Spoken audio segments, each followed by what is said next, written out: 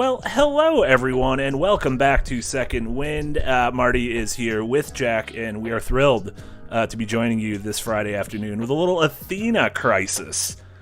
I'm very excited for this. In case folks don't know what Athena Crisis is, I'm just going to read straight from the Steam page because this is let me tell you, it's just a nice summary here. Athena Crisis is a modern retro turn-based strategy game that presents multiple gripping single-player campaigns alongside synchronous and asynchronous online multiplayer, as well as a full map and campaign editor, leaderboards, player skills, and power units. Fans of Into the Breach, fans of Advance Wars, I just held up a copy of Advance Wars for the Game Boy Advance to the camera, and fans of Fire Emblem, I just held up a Fire Emblem amiibo to the camera, are going to feel right at home in Athena Crisis. So it's us feeling right at home in Athena Crisis. Here's the bonkers thing about Athena Crisis. This is the true thing. I remember when we first started talking about this game, in the Slack and whatnot, we were does anyone know Athena Crisis? Blah blah blah. You go to the web page, and in an age where free demos are sometimes lax, the crazy thing about Athena Crisis is you can play it on their website right now. You don't even need to download anything. You can play a little demo. What is this, HTML6? HTML7? How did we get this many HTMLs? HTML 21 up in here. Like, you can play the game on their website to see if you'll like it, which is, to me, the most insane thing. Like, yesterday I was just doing some research to learn stuff about the game. It's like, oh yeah, you can play the game. I lost 45 minutes. I lost the game, by the way, but the demo on the website is very hard. So we're going to be starting in the prologue. As much as I love these games, I will admit, in front of our friends at Null Games who are in the chat, welcome Null Games, the publisher of this game. I will admit, as much as I love this genre, I'm a little bad at it. I make bad decisions, and I live with the consequences of those bad decisions. But we're gonna see. We're gonna start the prologue. We're gonna ease into it. Yeah. So yeah, I think the just first comp is gonna be Advance Wars, which is a series I love quite a bit, and we'll see it up in the visuals. This has a little twist there though, because this is Advance Wars, but little multiversal, so things are gonna be showing up that we're not expecting. You see on this key art right now, there's a little octopus. You see in the background behind the word setting and quit. Is that a dino? Yeah. It is a dino. I don't want to spoil it. It is, but it is a dino. That was the random draw I got when I went to the website yesterday. I had a dinosaur on my team, and it was awesome. What a time to be alive! What an absolute time to be alive! And chat, welcome. I'm hosting this one, so if there's anything, if any of our volumes should be raised or lowered, if the game volume should be raised or lowered, let me know. My levels look fine, but you know what? I don't trust levels. So we're gonna go to campaign. Yeah, and then we're gonna go to official campaigns, and we're just gonna play the prequel campaign, a little episode 1 Phantom Menace, if you will. Oh, I don't like that it says prequel campaign difficulty 4 stars. Right off the bat, I'm a little worried about this. I feel like it should have been a star. Maybe make that first one 1 or 2. Absolutely. Oh, you want to? There you go. There we go. Wow. Easy. Okay, we can do this. Oh, my God. It easy. Okay, we'll Tiberius start. Kirk says, Jack sounds sick. That's because yesterday we were spoofing and goofing with all of our Phoenix tier members to a little movie called Brotherhood of the Wolf, and the jibber jabbering and the laughing. There was a lot of spoofing and goofing. Right off the bat, I want to say, this is the thing I was telling you about. You could choose to play the game kind of tilted or not tilted. And so, like, not tilted, the game is flat. And it's just like, it's a video game. However, tilted gives it this kind of, like, you're looking at a little world. Like, you're a god looking down at this battle. And I don't have enough games where I could feel like I am God looking down at a battle. You can also do little zoom-ins. So we're going to do this zoom-in for now. This feels like a healthy medium zoom-in. Yeah, that's a good zoom. Yeah. Now you can see the whole map. You can see all your guys. You can see all their guys. You can start making plans. There's no fog of war yet. Fog of war, I assume, is going to come in, and when it does, hachi machi. I don't know if I'm going to be able to handle it. I'm a big fan of fog of war, where you're like, what's around the bend, and then it turns out there's a man with a bazooka. And Null Games is saying easy was a relatively recent addition to the game. Well, we appreciate that, Null Games. Well, we say this a lot when, I mean, you couldn't tell if you normally tune into this Friday slot when Jack and I play Elden Ring, because Jack is so good at Elden Ring. But when you're streaming a game, especially like us, if you want to, entertain an audience for a couple hours, you are inherently 20% worse at video games. Just like off the bat. Automatic. If you're streaming, you're 20% worse. If you're trying to entertain people, another 20%. Automatically. Yeah. Automatically. If you're thinking about lunch, which I'm thinking about right now, another 20%. So I'm starting off at 40% right now. You haven't had lunch yet, Marty? Oh, it's like a weird time. I don't like a pre-noon lunch, but then we're going to get done with the stream, and it's going to be 2 o'clock, and then I'm like thinking about like post-dinner, and man, everything's bunked. I had a lovely pre-stream lunch, like 11:40 lunch, and I feel phenomenal about it.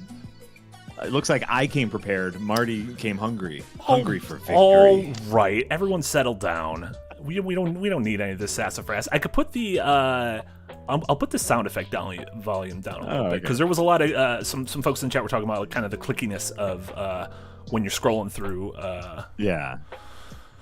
Am I going to be back where? Oh, I can just restart the prequel campaign. Probably this one.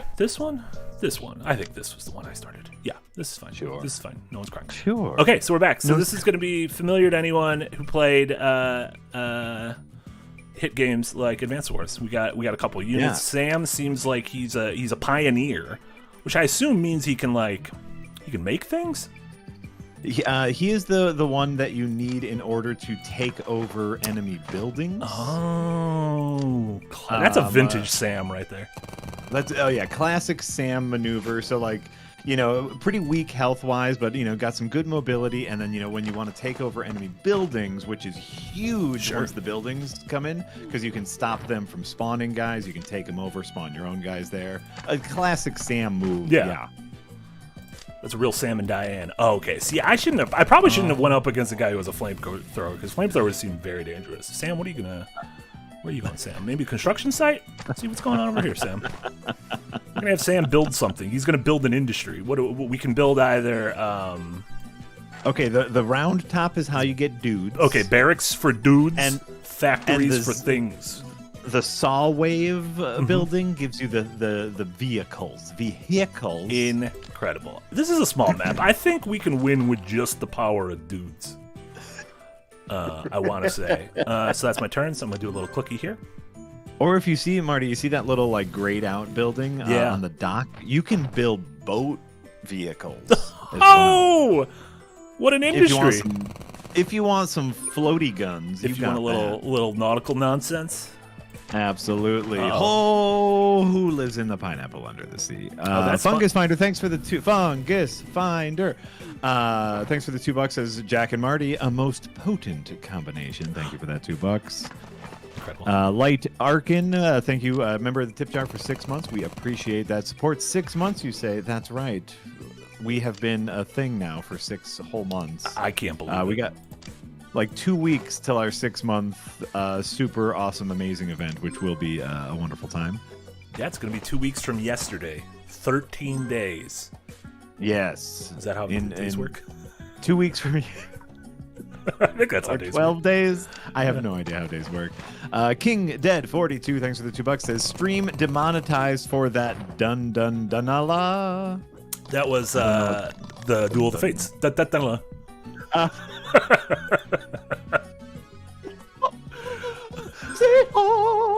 Did you know that was all John Williams was just doing that? It was just his voice. That man is multi-talented. Yeah, absolutely. I think obviously I'm not a big fan of the prequels in general, but I think everyone, regardless of their feelings on the Phantom Menace, agrees that Duel of the Fates is just a ripper. It fucks. It's so just hard. So good. You didn't have to do that, John. You didn't have to go that hard, but you did, and we appreciate it. Czar Arthur, thanks for the 2 R's. Did I hear sassafras? I'm up for sassafras. I like the term sassafras. I'm not 100% sure what it means, but I like it. I use it a lot, and I probably use it incorrectly, but that's fine, because usually with words I feel like it's 90% what you put into it and 10% what the word actually means. So I don't know if any of that's right. That percentage doesn't seem right, actually. That seems like a bad percentage. No, it's like what kind of stank you put on the words really helps. Love a nice word stank. Okay, this is getting tough here because now we're fighting this orange army, this yellow army they got several vehicles. They got regular tanks, they got artillery, they got what looks like a mech, which doesn't feel like that's fair. That's a little mech. As now you can. I believe you can click on your unit, maybe right-click on your unit, and it kind of tells you. Little rock paper scissors style, like who's good at what. Yeah, you can pull up all your goodies. You're devastating against these vehicles. Okay, right. I like this. So it gives you all that information so you can make like these tactical, educated decisions. Yeah. Yes. Which I'm going to be honest, in life I generally do not make educated decisions. So the fact that the game is here to here to try to help me with some of that is much appreciated. Yeah, I think that's beautiful. That's oh man, and I believe you can't have a dude on your building if you want to spawn more dudes. That's like real world logic there, right? If you got a dude on a building, you can't put more dudes in the building. Well, one dude's only. I'm supplying my men. You didn't need to be supplied yet, if I'm going to be perfectly honest. Okay, what do we got going but on? You know what? He used some bullets. By the way, like that's how I ended up losing my run yesterday. Was I didn't understand that little pickup truck gives people bullets, and all my dudes ran out of bullets. Sure. And I was like, dodge it all.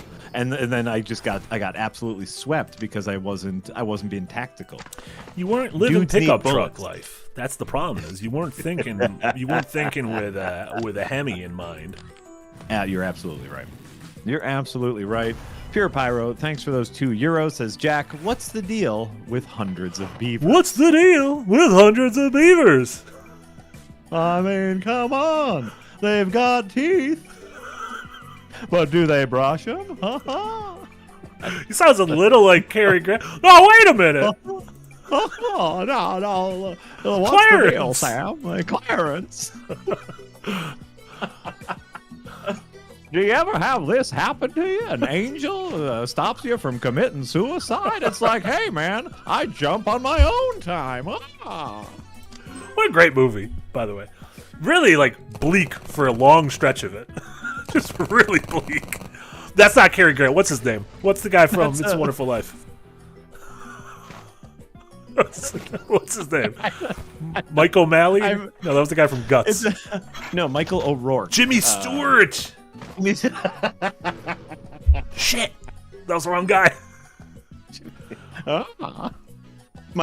Because I have a bit of a sore throat today, yes, my Seinfeld went very Jimmy Stewart, and I do not apologize. I think Jimmy Stewart doing Seinfeld stand-up bits is my new character. Extremely dumb. So, extremely dumb. But, so anyway, Hundreds of Beavers. Oh, yeah. Hundreds of Beavers is an independent film, I believe made by Wisconsin filmmakers, because I saw their last one here in a local Wisconsin theater. But it is sweeping like the film festival circuit. It is winning a bunch of awards, art house masterpiece. But the thing to know about Hundreds of Beavers, it is a black and white movie. It is a silent movie, and it is a screwball slapstick comedy. I like that. And I had a couple comedy nerds come over, friends of mine who work with me at the comedy theater. And I was like, hey, I really want to watch this movie. I want to kind of like dissect it and see what they do as far as physical comedy. I think it'll be a really interesting and academic time. Sure. And we laughed the night away. It was one of the funniest movies I've ever seen. And it's amazing that for the entirety of the runtime, they can stick with this Looney Tunes-esque bit and keep coming up with new bits, new escalations, new scenarios. I cannot recommend Hundreds of Beavers enough. If you are here in the States, you can rent it on Amazon. Outside of the States, I do not know because I am not outside of the States. This is true, yeah. No, that's I can confirm. You're in the States. I am in the States. So anyway, that's Hundreds of Beavers. Highly recommend it. Marty, how are we feeling? How are you feeling about your chances of winning this? I'm good. I feel positive. I know I don't sound positive. I sounded very worried. That you sounded a little wishy-washy. Yeah. I sounded extremely wishy-washy. I'm a little. They're doing a little flanking maneuvers. They're doing some southern flanks, which if I saw that on a menu at the Outback Steakhouse, I'd be very excited. But as the recipient of it in tactical warfare, I am worried. However, I feel good. We're gonna say good. Sure. Good. I just blew this guy up, so he doesn't exist anymore. Ooh. And I see that you are parked on top of their factories, meaning that they cannot spawn more vehicles. See, I learned. You know what? I learned it from my tutor. You. Oh. Jack, the video game tutor. Tactics. Tactics. Tiberius Kirk over on Twitch says, I didn't realize it was silent. It's a silent movie in that it has no dialogue. Obviously, there's music, there's sound effects. The lead actor, they gave him like grunts, and so you hear a lot of like, which Tim Allen like. A very, very Tim Allen like. Bum bum bum bum bum bum banana. Well, okay, that was Down with the Sickness. That was a different, an entirely different tune. That was the Neil Sikagurga edit in one of his mashups. He mashes up the Home Improvement soundtrack with ooh ah ah ah. Oh, that's beautiful. So, it's quite beautiful. Okay, so I feel great now. Okay, you feel? I feel great. No, I feel great. All it took was a little Tim Allen based banter, and I think I'm able to get through this. Oh, great. Great. Jack's Tim Allen grunt is disturbingly good. That was what we had growing up. Yeah. We had Tim Allen. Tim Allen was king shit of Comedy Mountain. He's also I believe he's from Michigan. So I feel like there's something in in the water in the Midwest, maybe fluoride, that helps us make those grunts. Yeah. Very guttural. Yeah. SVS Guru 2000, thank you for the €5. How often do you think beavers get slain by the very trees they fell? I'm starting to get worried that it happens more than I think. My answer was going to be not often, and now I'm worried. Yeah, not often. Dude, how would we know? How would we know what slays the beaver? Yeah, like who's out here? Like keeping track of counting? Beaver deaths? Who's out there counting pancaked beavers? Yeah, that was the original name of Counting Crows, and then they realized might not sell as well. I think this is it. Next turn. I think I'm gonna slop this boy up. Oh yeah. You are parked. They can't. Looks like they can't spawn a dang thing, which is great. There's just this one man. This man, if he was in a different film, he'd be the hero of that film. But in this film, he's about to get blown up by several men. He might be Reacher. You never know. Oh no, Alan Richardson, Buff Columbo. What if he is Beefcake Columbo? Beefcake Columbo. He is very strong. He got shot by 2 tanks, a man with guns, and then he's finally going to die by Bazooka Joe. Boom. It's tank, guns, and bazooka. That was definitely Beefcake Columbo. Yeah. That was a close call. You did it. That was a mad sweep, Marty. No one can retreat. You're all dead. None of you can retreat. I wiped out the entire army. Hell yeah, brother. Sir George Lucas says, I have a feeling Jack is a fan of Nutty Professor movies. Can you confirm or deny? You're a big clump head. Thank you. You've clumped it up before. What I can say is when I first saw Eddie Murphy's Nutty Professor, much like all of the world, yes, I was a big clump head. Eddie Murphy playing like that scene in which they, fart around the dinner table. Eddie Murphy as 8 different characters farting around a dinner table is delightful. It was it was art. Yeah, true art. Yeah. It was something that we haven't necessarily seen before at the time it came out. And yes, 100% delightful. I rewatched that recently with my kids as I try to have them watch movies I enjoyed growing up, and it still holds up pretty well. Sure. I'm gonna say it holds up pretty well. A surprisingly good and heartfelt message with that's it, nice. by the way.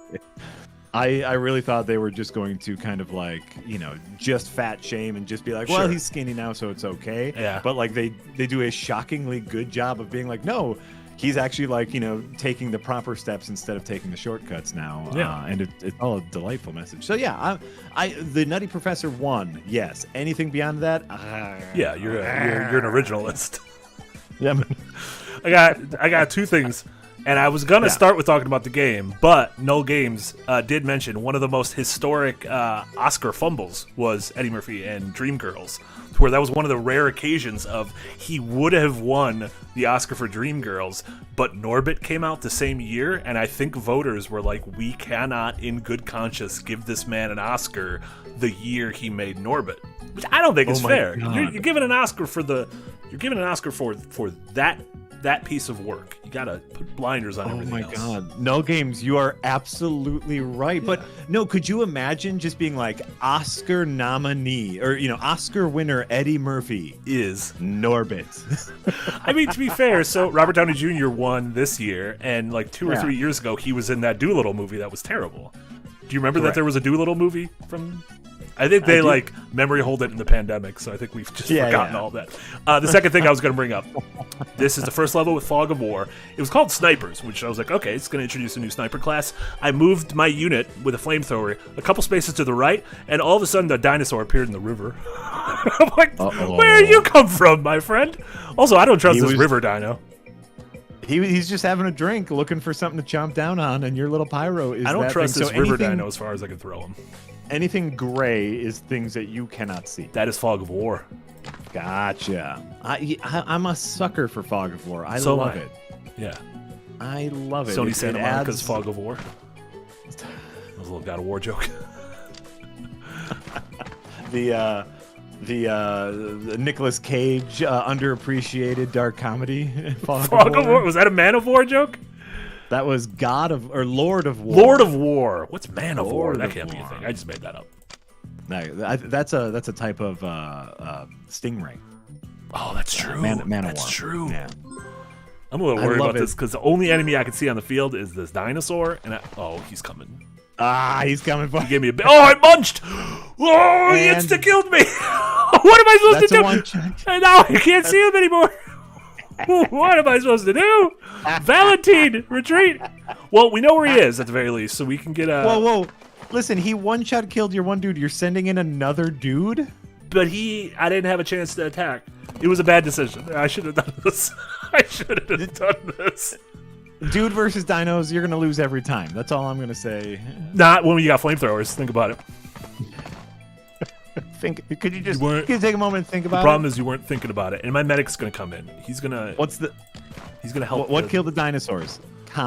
The comet, right? The comet killed the dinosaur. What is the comet but a flamethrower from the sky? Calcified flames. Exactly. So check and mate. We're gonna be fine. Okay, he killed my man and he disappeared again, and now I just have the medic. Oh shit! He didn't need my medic. Maybe he respects the sciences. Oh my god! Well, and you can't spawn any vehicles here. I just have a tent. I just have a tent. No one's ever. I killed the dinosaur. Oh! Open the door. Get on the floor. Marty just killed the dinosaur. I don't like the fact that I thought I was done with the level, and it seems like I'm not, and it seems like there's gonna be more dinosaurs now. Oh! Boom! Boom! Shakalaka! Boom! Boom! Boom! Boom! Shakalaka! Oh no! Oh shit! There's a sniper! Oh, but I got him. If you find a sniper in a bush, shoot him with your flames. So think about that. Very nice. Oh, there's still someone else though. We're fine. Oh, he came out of this bush. Oh, that was a bad place. That was a bad place to hide, my friend. From the forest. From the forest, while you're on your belly facing the other way, you're gonna get flamethrowed. See you, sniper.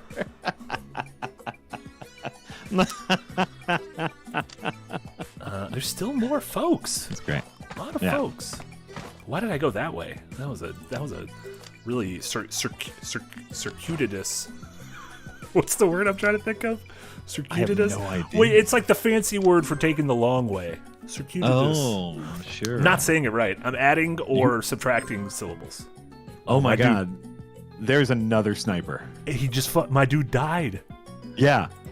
Your dude got domed by what we're gonna do? sniper. Yeah, no, but it's fine because what we're gonna do now is we got a little team, and the team is called Old Medic and Flamethrower. My favorite duo. Classic Team Fortress 2 combination right here. Keep that pyro alive. Oh shit! Oh my God! We're in the woods. We're in the woods. No one's ever died in the woods. Where did that guy shoot me from? I never even saw him. Well, and if he's on his belly, does that mean he can hide in fog of war? Oh, there he goes. That was foolish of him. He shouldn't have done it. Oh, with my medic behind me, just patching me up as I'm flamethrowing him. Get the Crits Krieg ready, brother. Let's go. Orange Helios defeated. Nice. Woo! We made it out with all of our body parts attached. We lost several good men in this one. My BBQ. Now, like Pokemon, do the men die or do they just pass out? At the end of it, they're like, we're fine. Just take them to Nurse Joy. Yeah. They were all sleeping. Sir George Lucas wants to know if the Bloodborne movie was any good, better or worse than the Polish Der Hexer. I think they're on par. Bloodborne movie, Brotherhood of the Wolf. I think it's better than Der Hexer. It's better than Der Hexer, but I also think within the same realm. Some phenomenal goofs. It was great watching it with everybody. Really, really fun. And you know what? A solid movie. This is a solid B movie. The note that I have, by the way, Marty, that I still have on my desk here is Adventures Nigh Season 4 booby transition? Question mark. Yeah, that was a really good transition. And so that's the little tease. With a little tease of maybe you should watch Brotherhood of the Wolf, aka Le Pax des Loups. Yeah, a big pack of wolves. Big pack of wolves to get your eyeballs on that booby transition because it was a work of art. Cinema. It was. I'm getting a little worried because they're introducing more things, and I felt like when it was 3 dudes, I had a real handle on it, and now there's several dudes, and there's all sorts of stuff going on. I like it though that if this is the campaign, they are this campaign literally starts with them going we need supplies to teach you that supplies are important. Yeah. Which I didn't play the campaign, I just played the website version, so I didn't know that. So you were like, oh no.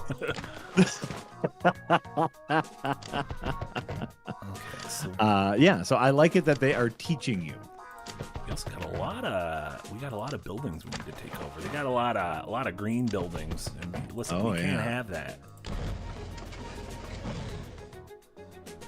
Oh, can I shoot things? I can just destroy their building? That seems bad. We shouldn't be destroying art. We don't know what's in that building. Yeah, but it's architecture at the very least, right? I don't know anything about anything. I mean, if we're being honest, same. Right. Marty's mic is way louder. I lowered it a little bit. How does this sound now? No one said anything before. And again, like I was saying last night in Discord, there needs to be a thing where you can right-click people on the internet and just lower their volume. I don't understand how that works. That would be optimal. Yeah. I never knew that about Discord calls, that you can raise or lower individual people's levels. It's beautiful. That's game changing.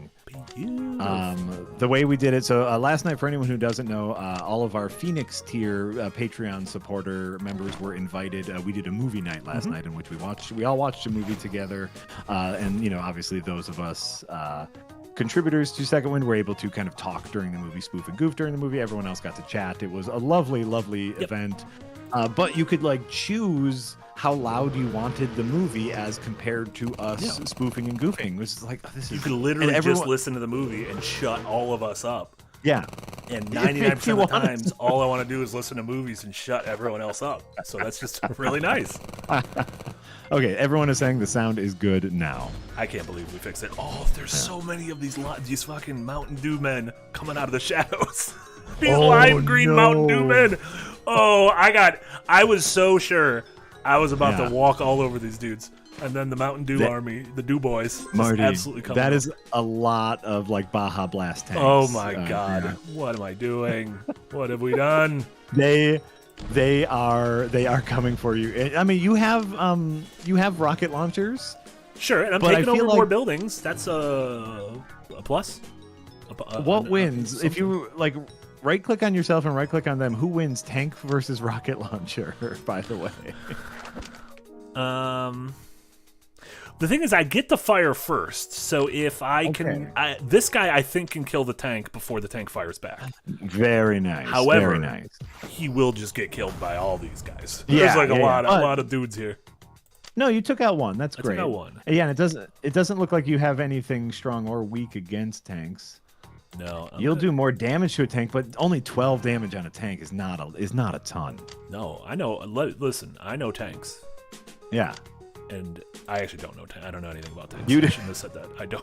I definitely do not know tanks. I'm here to set the record straight. I know tanks. In case you, sir, are no tank. I think we're gonna be able to. I think we're gonna be able to destroy this man. Oh, I shouldn't have ran out in the middle of the road. I immediately regretted that.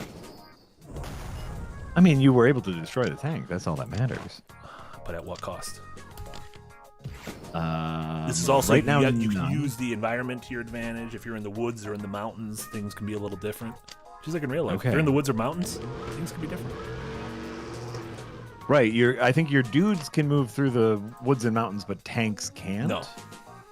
Yeah. You try to put a tank in a mountain, you're boned. Yeah. You're absolutely boned. Then the battle is tanked.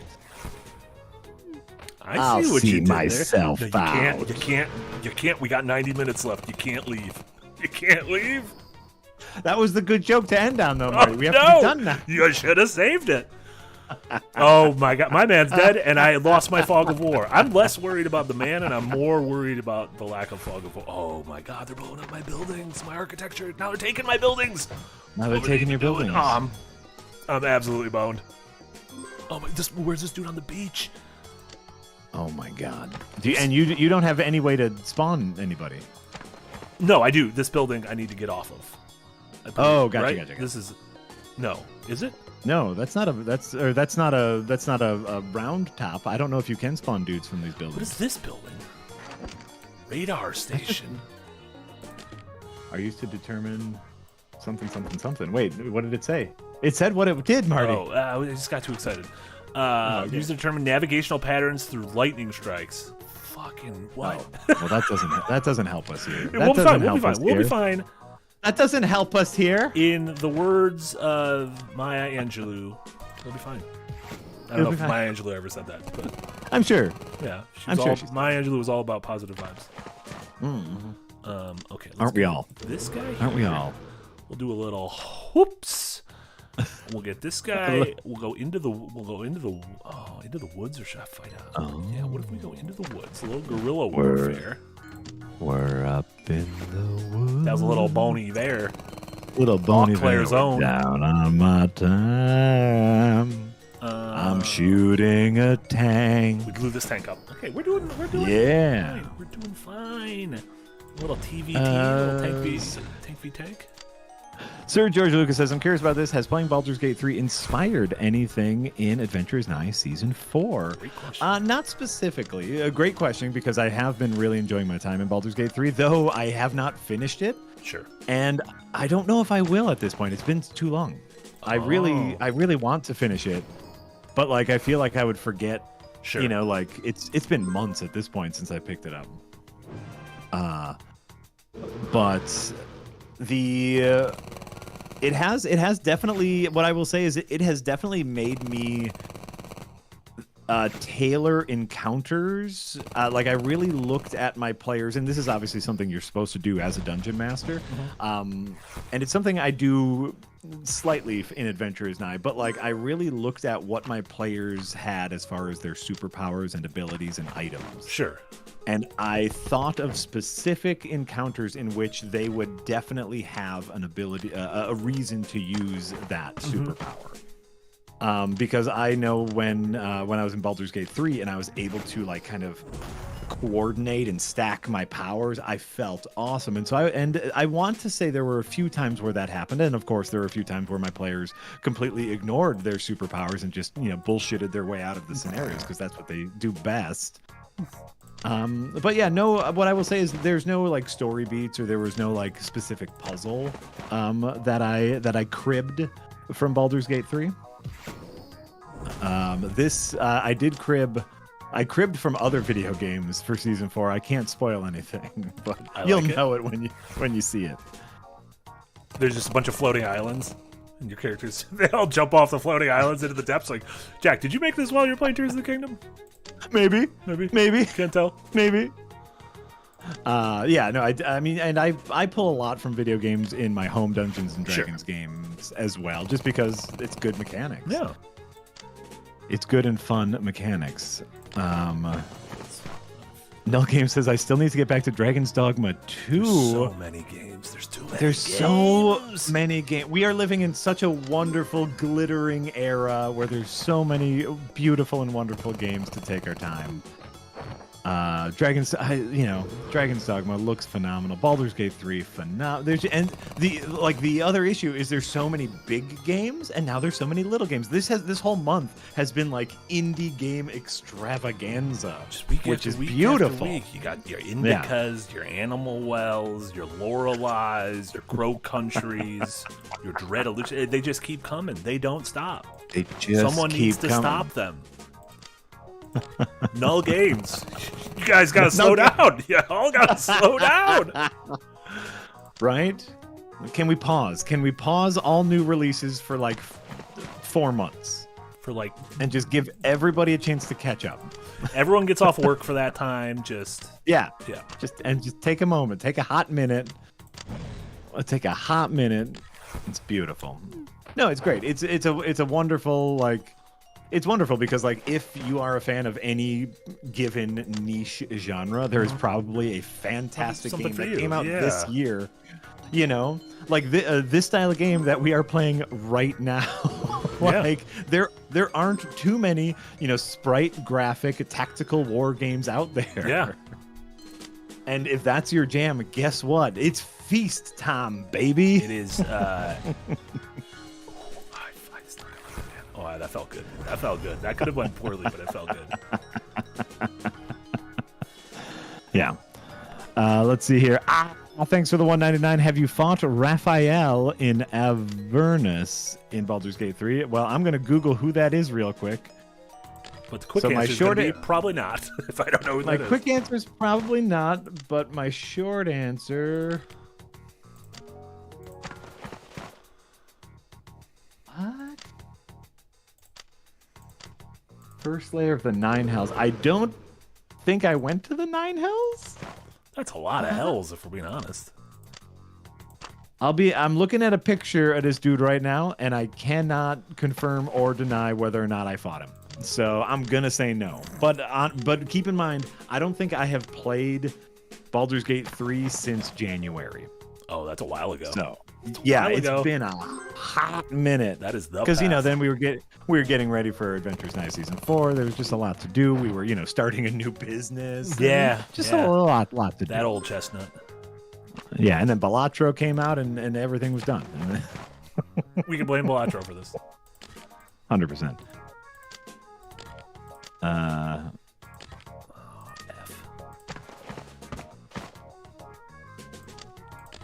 Is it just?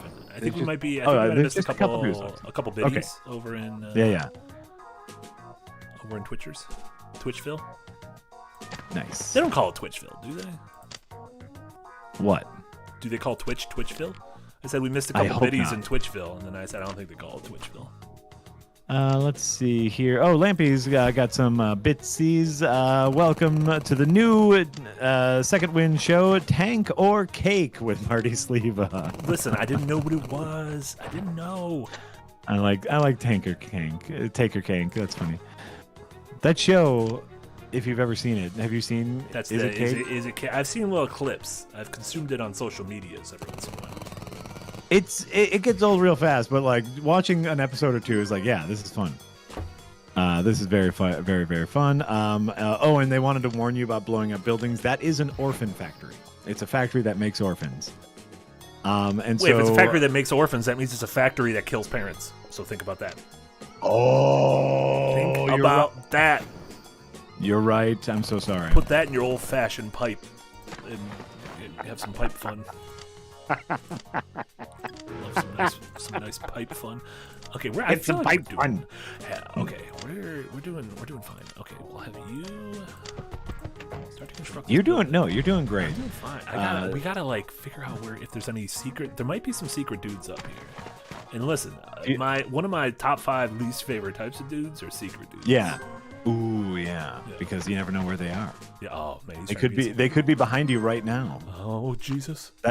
That's why you keep your closet door broken, so it's hard to open. So if a dude's hiding in there, he has a harder time opening. Killed by any secret dudes, murdering you. Exactly. Yeah. Boom. You're welcome. You're welcome.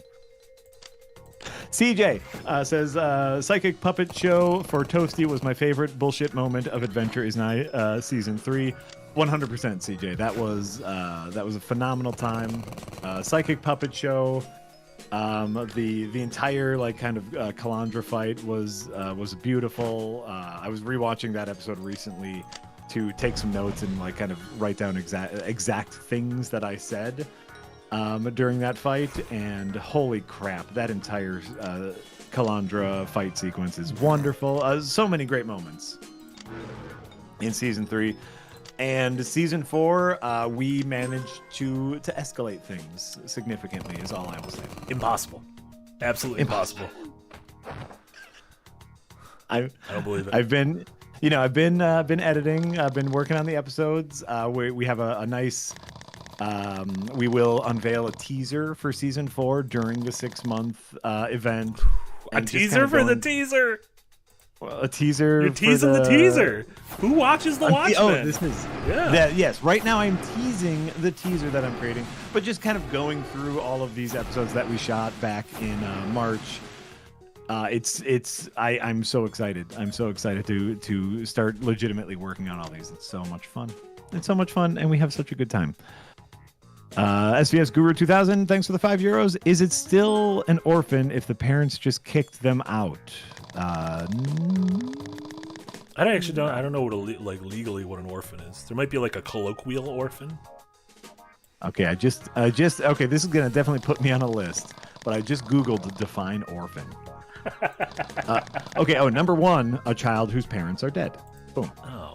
Boy, if your parents abandoned you, aren't you an orphan? No, a child whose parents are dead. Boom. What's the name if your parents abandoned you? Sad. I don't. Sad. Yeah, sad works. Sad actually works. We'll stick with sad. Definition number 2 is the first line of a paragraph set as the last line of a page or column. Oh, little orphan line. Yeah. Little orphan line. Yeah. So. Oh my God! They have pictures of orphans. Why would you do that, Google? That's so sad. Is it like In the Arms of an Angel? Like that Sarah McLachlan song's gonna play with like the dogs? I don't like that commercial. That's so sad. I'm so upset that you showed that to me. Those sad commercials kept airing when I was rewatching the X-Files. They kept airing on the channel I was rewatching the X-Files on, and I was like, this is a real bummer. I just want to know what the smoking man's up to. Right. This according to Merriam-Webster, who I'm on Merriam-Webster right now, a child deprived by death of one or usually both parents. So it has nothing to do with abandonment, just death. Yeah, I don't know what. Yeah, we're learning. I don't like learning this, but I don't enjoy learning, but I don't enjoy learning this. Oh hell yeah, y'all! I'm so sorry. I'm so sorry because I just got a Slack ding and we were talking about Adventures Night, and I'm looking at El Cheshire's key art for season 4, which will be revealed in the teaser, and I just gotta say hell yeah, y'all! It's coming. Very exciting. It's coming. Very very exciting. I'm gonna type back to El Cheshire right now. Hell yeah. Hell Okay, yeah, great. brother. Hell yeah, brother. little Randy. Okay. Oh, hey. By the way, this is Dark Souls approved because you appear to be in a swamp level. This is absolutely Miyazaki. This is where all the Mountain Dew came from. The Mountain Dew swamp. This is where all the Mountain Dew tanks came from. Yeah. Oh my. There's a lot going on here. There's a lot of dudes. There's some new units that are actually very helpful. So let me say, I'm thankful for the units. What is that? What is that spindly unit that just fired? What is that guy? It's a cannon.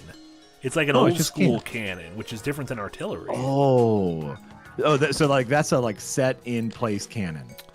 Oh, I don't even know if it could move. I actually just was like, oh shit, I'll just fire from here. Yeah, that might be like a sedentary, not sedentary. Because you're stationary. Like Arthur there, your artillery, like you can choose to have it get up and move, but it's more, but it can only shoot when it's locked down. Sure. Do you think that's Arthur, like the aardvark from the hit cartoons Arthur? Yes, yeah. He enlisted because he wanted to serve his country, and it turns out he committed a lot of war crimes. So he's going to face a military tribunal, and we don't talk about Arthur anymore. We should have known from that image of him clenching his fist that if you give that man a gun and a free rein to kill, he had. We knew about his rage issues, and we all turned a blind eye. We looked the other way because he was a good soldier. Yeah. This was literally the plot of A Few Good Men. This was. Did you order the code red? You're goddamn right, I did. And I do it again. What a film! Hey, what a wonderful time to play. It's the Arthur theme, right? That's beautiful. Yeah. It's absolutely the Arthur theme. Okay, hold on.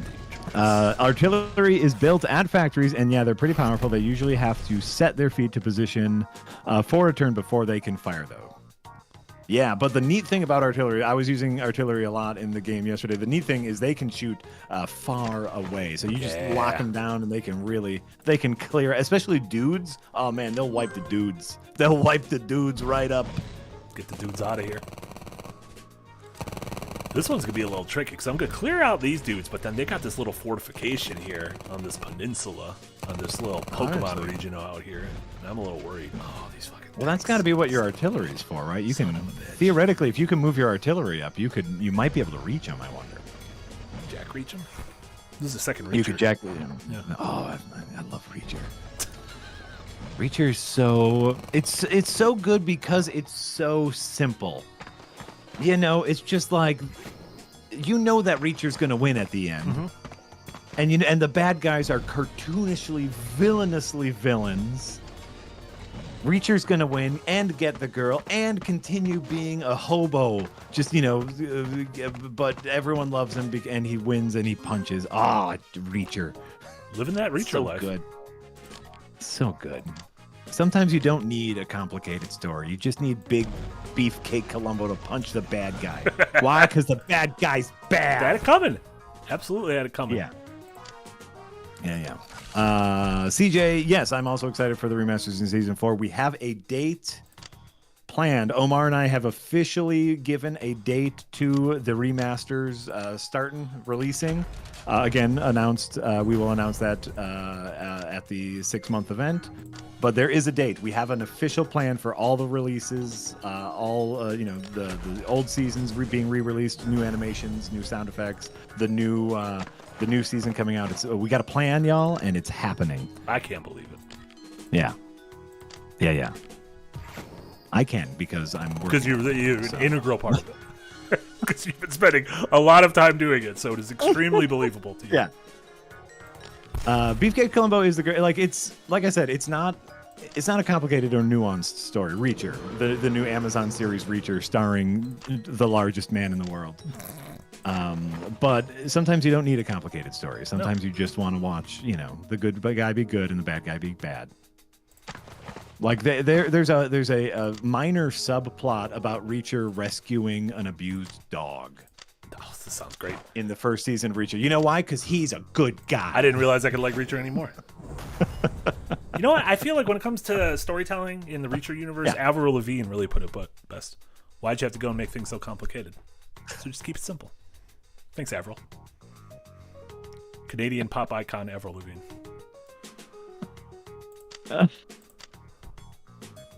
I don't know if Reacher was a skater boy, though. I hope he wasn't. He definitely wasn't a see you later boy, right? I don't know. He had, a lot of his youth is shrouded in mystery. Is unknown. Hold on, Marty. Null Games pulling in a hot tip for you. This is something I did not know. You can load up your dudes in the Jeep. Oh, and then move the Jeep out of here. I mean, no games. I assume you are telling the truth because this is your video game. But get the F out of here! I should have assumed that's what a Jeep is for. That seems very just intuitive. That get your boys in the Jeep. Boys love getting in the Jeep. Yeah, the boys can get in the Jeep. You can move the Jeep. The boys get out of the Jeep. The Jeep is basically a milkshake because it brings all the boys to the yard. You know what I'm saying? Khalees. Khalees Navidad. Khalees Navidad.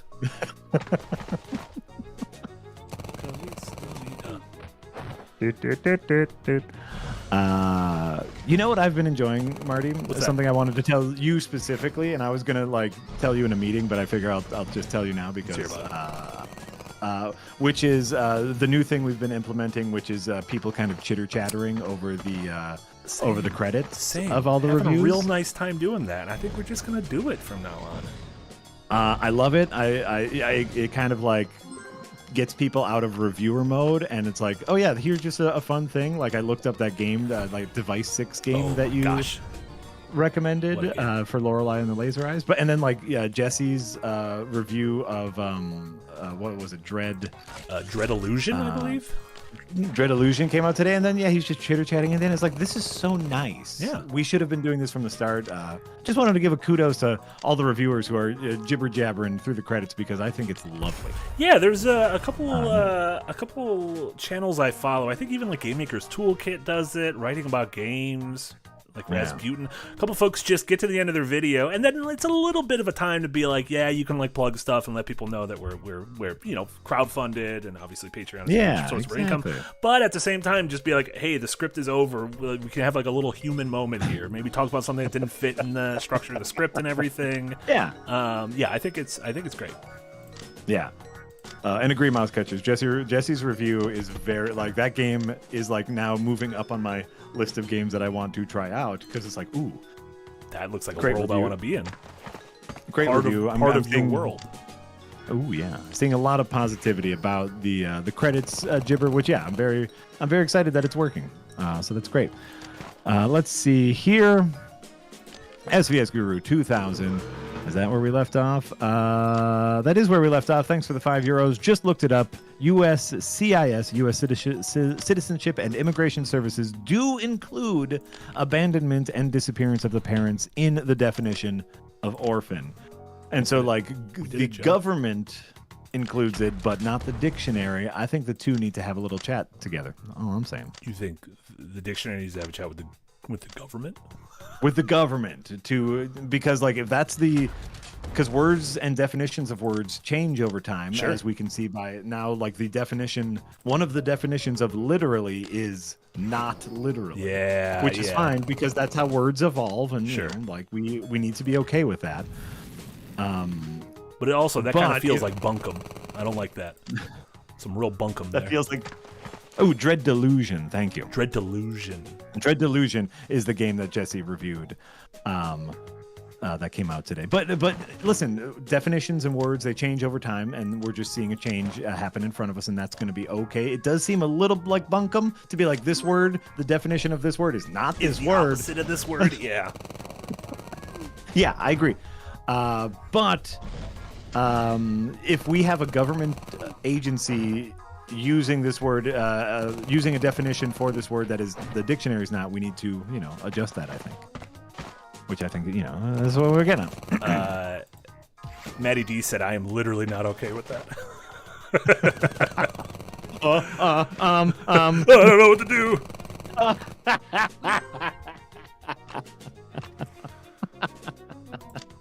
Yeah, and I don't know what that sentence means anymore. So congratulations, everybody. We did it. Josh Knowles, who has been a member for 6 months of the Green Gang. Thank you. We appreciate that support. Jack, you mentioned watching One Piece. Caught up? My kids are big fans of the anime One Piece. And as part of some father-son time, especially with my youngest, who's a big old anime head, we watch anime together. I watched the live-action One Piece on Netflix and enjoyed it, but there's only the one season. We've been watching. We tried a little bit of what is it called? Level Up? Solo leveling, which we love that one. Great action, really creepy. Yeah. We tried Reborn, a teenage vending machine, and it was not our vibe. Sorry, Amy. Apologies to Amy. Sorry, Amy. No, and literally we only tried it because Amy and Alex just were nothing but raving about it in Washington, D.C. They would not go wrong here. They would not shut up about it. So, but you know what we've been watching lately is Spy X Family. Yeah, that's a great one. Oh, man, that's so much fun. So that's been our go-to anime is Spy X Family. But yeah, I got some of the manga, for One Piece, and I think it's delightful. Yeah. It's a good story. I can't wait for more live action because that's what I'm watching. Yeah, I thought the live action One Piece was delightful. Yeah, absolutely. What a nice, endearing cast, I will say. Yes. Bendinsis over on Twitch says, so, is this like Advance War? This is a little bit like Advance Wars, yeah. Listen, if you have an itch, an Advance Wars ish that God knows Nintendo's not helping you scratch. Listen, I love Nintendo, but God knows they give us franchises and then abandon them. Athena Crisis. I'm dropping the. Just want to get the YouTube. There's a link to the. Where is it? Here. Copy link address. Is this gonna work? Is this gonna break? Am I gonna break everything? I think I broke everything. It's on Steam. What do you want me to do? I was just gonna drop the link address to the game on Steam. People can check it out. Usually we have like a little robot that drops it in chat all the time. I don't know where the robot is. That's okay. Here, this is just their website. AthenaCrisis.com.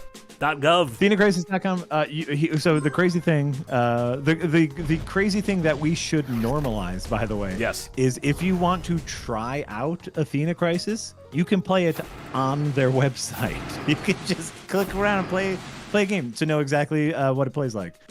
The lowest barrier to entry to any demo, ever. So boom, there you go, play it. There is a ton of, so obviously, yes, I'm sure this game takes a fair amount of inspiration from Advance Wars.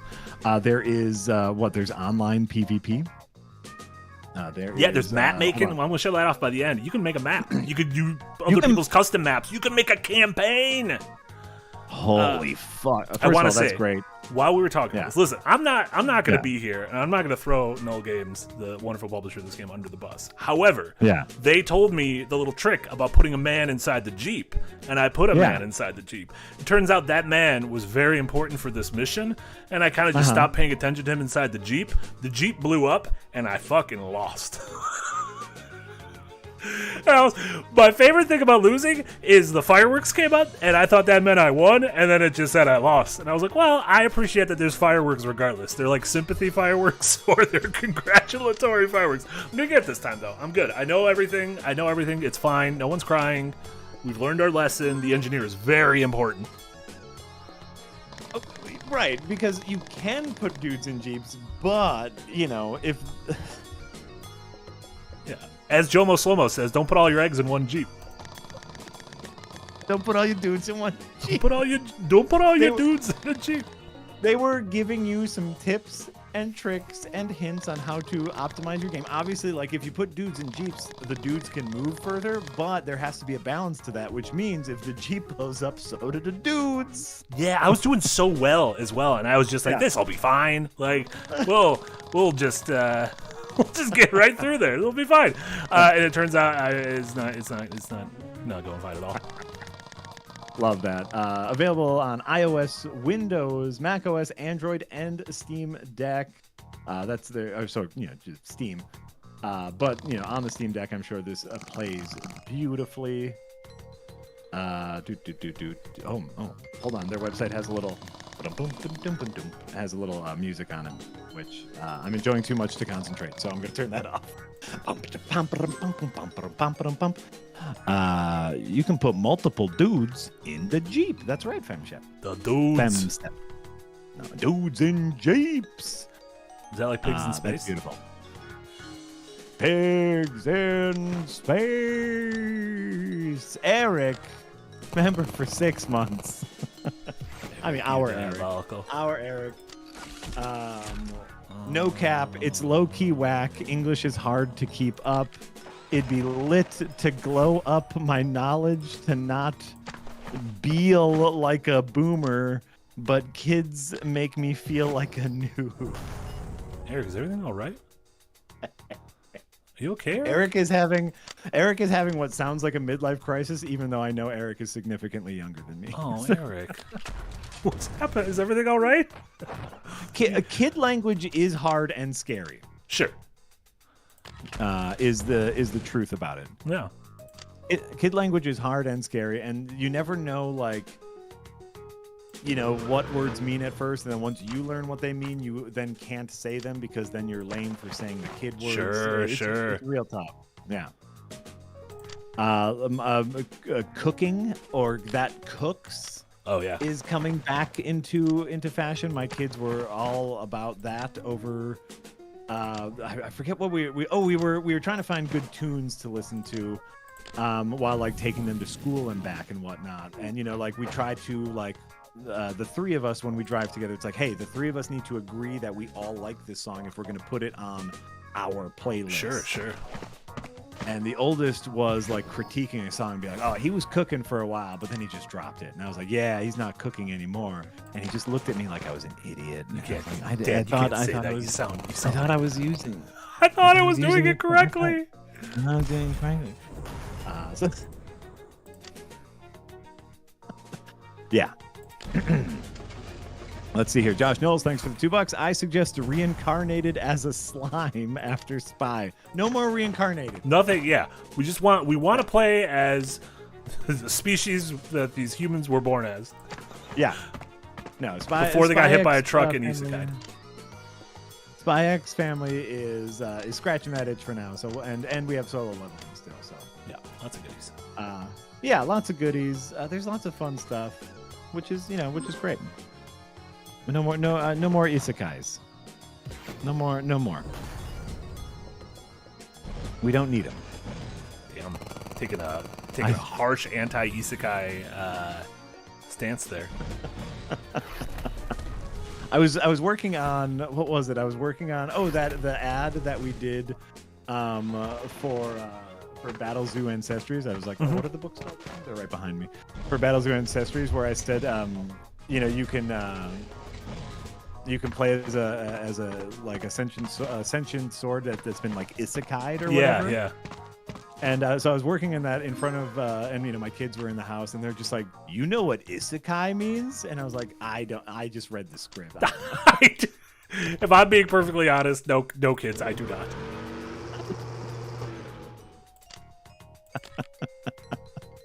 I know now. I think I understand enough about the genre of isekai.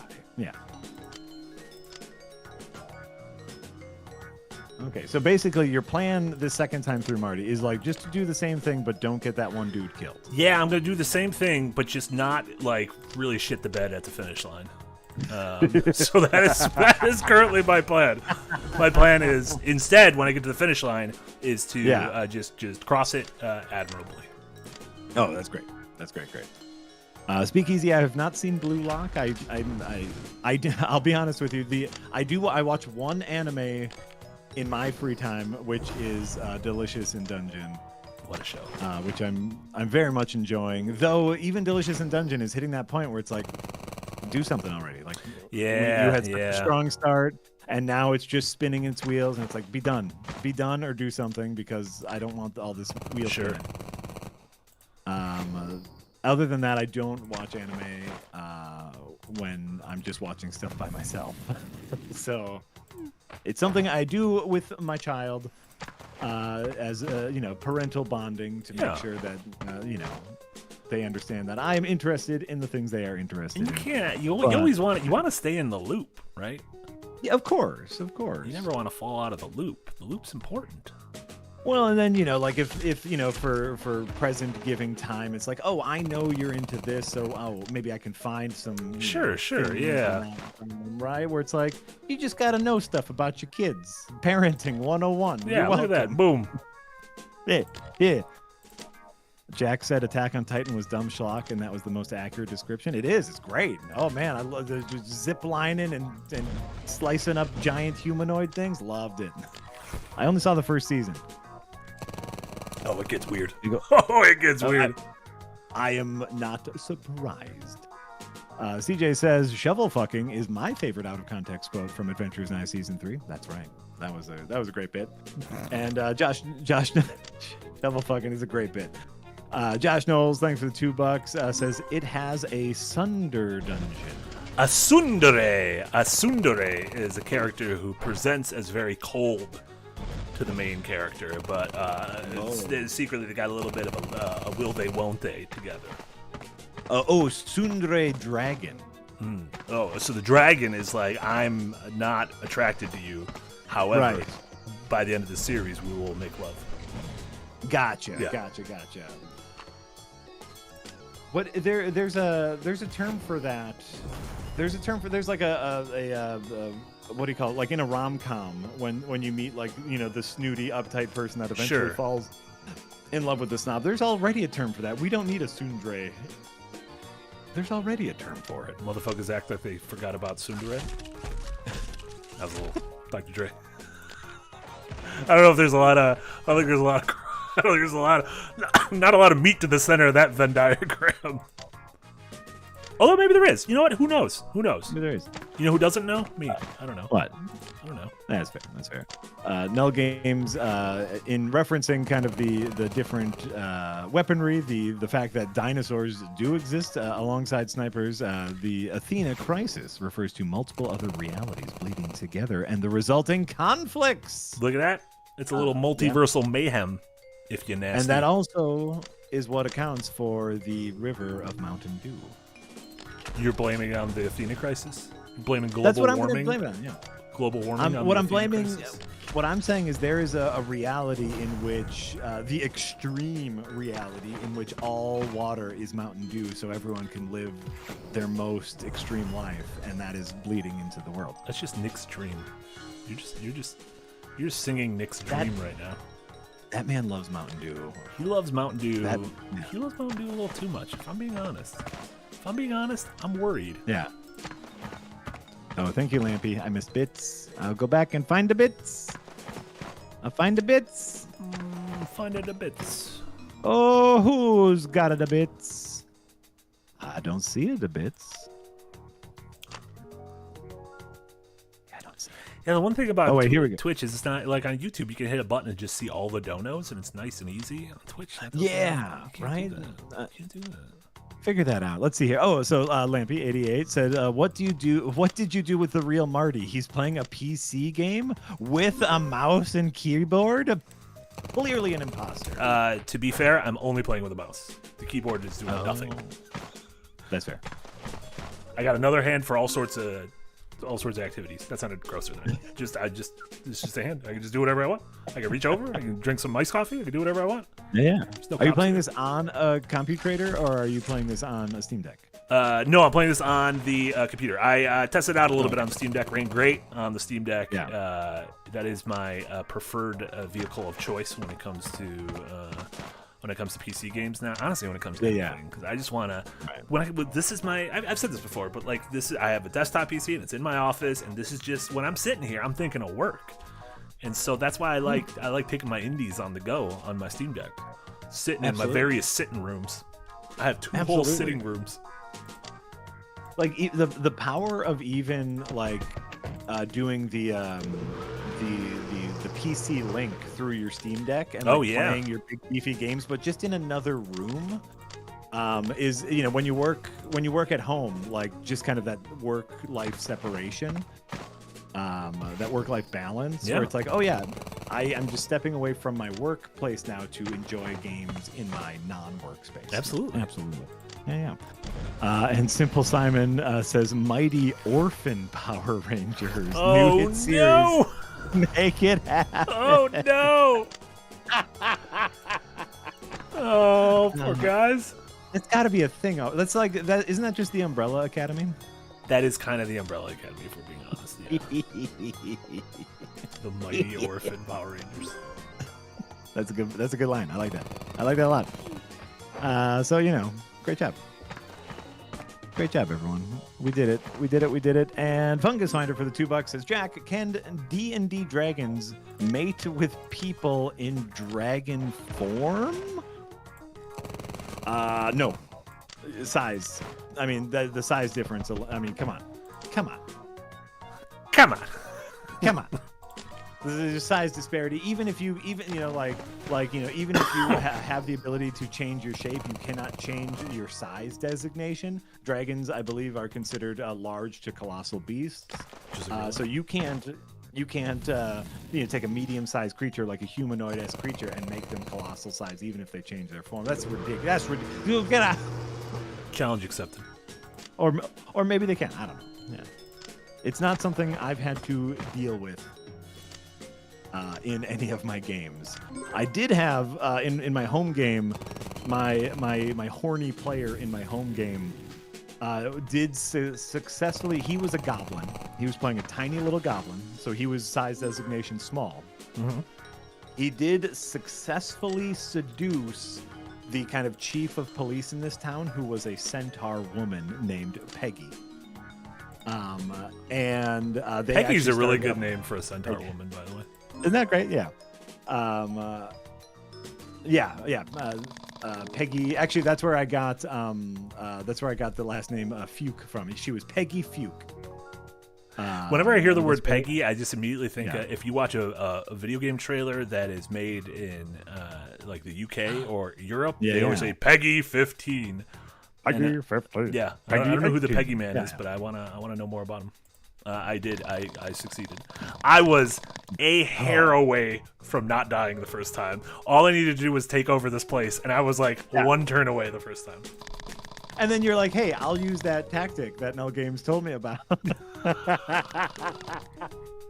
I did use the tactic this time, and it helped. I did take I had the Jeep, and I put a rocket launcher man in there, and I rode across the bridge, and I had him destroy the anti-aircraft vehicle, or wherever that was. So that was very helpful. Listen, it was. I'm going to say it was 95% my fault the first time. Null Games, I'm giving you 5%. I'm giving you 5% of the blame. Not a lot of the blame. You can. It's not going to be on your permanent record, but I just want to know. You got 5% of the blame. That's fair. Yeah. That's fair. But to finish my centaur fucking story, when he wanted to roll for their sexual relationship, I did make him do all of his checks at disadvantage because of the size difference. Yeah, sure. And so even with, I see like Storm Templar says there are spells called Enlarge Reduce that only enlarges you to one size above your own. Yeah. So a medium creature, a human, can only go to a large. A dragon is giant or colossal. It's just not going to happen. Yeah. It's just too big. It's too big. It sounds like an info version. It's just too big. A black and white thing. Fumbling with the dragon's genitalia. That was me doing my best. I think you should leave. It's just too good. Oh my god, they're so good. They do. Yeah. This is again going to be a Venn diagram comment, but NFL teams have gotten in the habit of releasing their schedules for the upcoming season in creative ways. The LA Chargers, for instance, released their schedule via a game of The Sims. So it is a video of The Sims and it's going like week by week of who they're playing, and they're goofing on each team via this like edited video of The Sims. Very good. Detroit had Tim Robinson and Sam Richardson, I believe, the two guys from I Think You Should Leave, and the Detroiters, their hometown Detroit boys, had them release the Detroit Lions schedule, and it was all based on them in like the parking lot of the stadium trying to build this robot to like get them the schedule, and they just kept messing up, and it's like so funny. Like, it is really good. I'm like, that's great. You know what that is? That's beautiful. Oh, God. And by the way, Null Games accepts their 5% of blame. Thank you. It's very gracious. Very gracious. Would you like more than 5%? I can give you more than 5%. Let me tell you, there's a lot of blame on my plate. At the end of the day, Marty, it's you who made the decisions. The buck stops with you. So that's all I gotta say. Oh no! CSI Freak 31, thanks for the bits. Here's some bits just for great entertainment you guys provide, and much for our shared love of the big dude Reacher. Also, I finally finished Blue-Eyed Samurai and Shogun this week. Oh hell yeah! Both excellent. Yeah, both were great. Shogun got announced for a season 2 and 3. I'm processing. Shogun season 1 was amazing. However, it ended where the book ended, and so I'm always a little bit worried about going off book, obviously, and things. But same crew is coming back. Hiroyuki Sanada, who played Tornaga-san, is coming back. So we'll see. Yeah. Okay. Yeah. So that, I mean, and that's always the worry, right? Sure. It's like even Blue-Eyed Samurai, which was a phenomenal first season, kind of ended on a little bit of a Yeah. Where it's like. I'm a big fan. We talked about this. I forget when we talked about this the other day about The Boys. Where wanting it to end. Yeah. Yeah, like I really enjoy what I've seen of The Boys, but I can feel it running out of momentum, and I want them to end it where they want to end it, and not just keep cycling through. Yeah. I hate it when you feel the treadmill, when you feel the momentum leave. And so Blue-Eyed Samurai is so good overall, though. Phenomenal story. Let's see here. Lampy88, thanks for the cheers. Reincarnated as a Slime is about a slime that's trying to build a nation of monsters. It kind of kickstarted the isekai trend. Give it a look, as it's not like the other isekais. I feel like every time you say... you sound like Lampy. You sound like you're in the pocket of Big Isekai. You sound like you're in the pocket of Big Slime. If we look through your pockets, I bet there'd be a ton of slime. Also, fuck, this level's got all these jets and stuff. Why didn't they give me one jet? You started me off with so many jets. There's so many jets. Marty, this is all like... Is everything flying here, or do you have? No, I got a couple stuff? I got some boys on this island boys. Okay. We them island boys. This is intense. I'm very much enjoying them kind of easily walking you through all of the vehicles and like what they can do. Is like, hey, in this level, you're gonna learn how aircraft works because that's all you get. Love that. I love that. God. These guys just have jetpacks. His name is Sora, just like from Kingdom Hearts. Jetpack. Yeah, Sora with a jetpack. Beautiful. I don't know. I need to like figure out like how dangerous some of these things are. Oh, I can shoot him from two spots away. Ooh. Oh, that's good. That means you don't get these guys don't take damage, like return fire damage, because they're 2 spots away. Oh, very nice. Okay, I'm just gonna start blowing some stuff up, and we'll see how that works out. Yeah, always. Lampy88 says apparently with 100 bits says apparently it ate my bits. Well, I see cheer 100, and I think that means bits. But we appreciate the more bits, Lampy.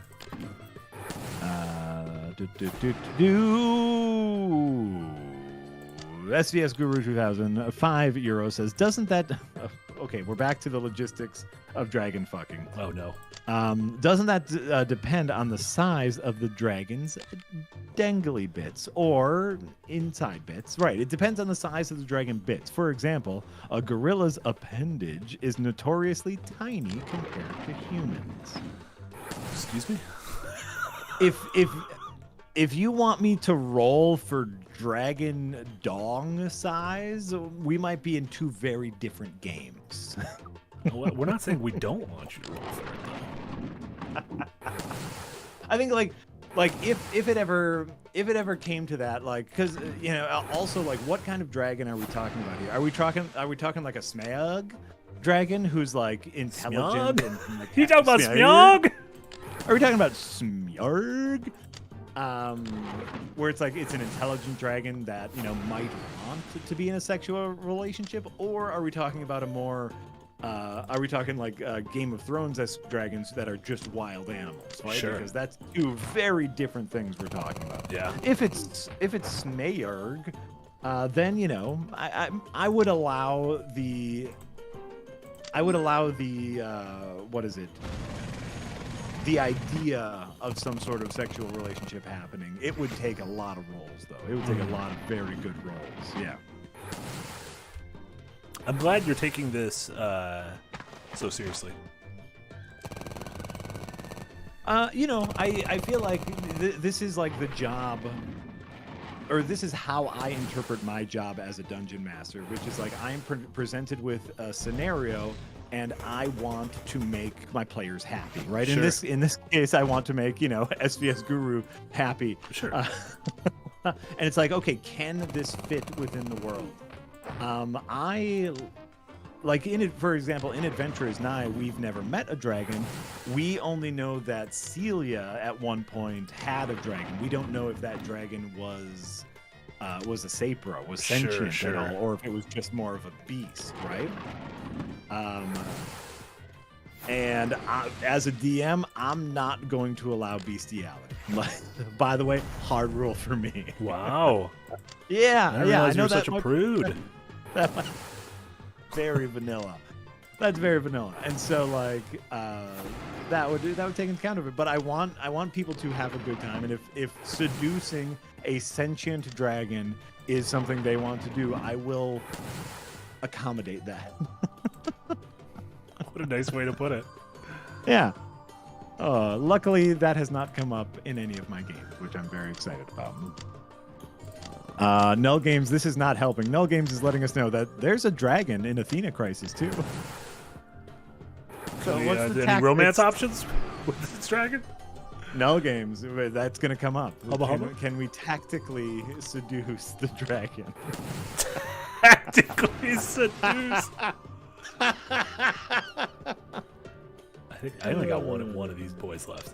Unless some more men come out of nowhere, I'm about to win this. Yeah. Nice. Oh, no, and I he's think about like to blow up my thing. Oh, this could be bad. Like Lampy88 brings up a good point. Is like, wouldn't a dragon have son of a cloaca because it lays eggs? I think I just lost.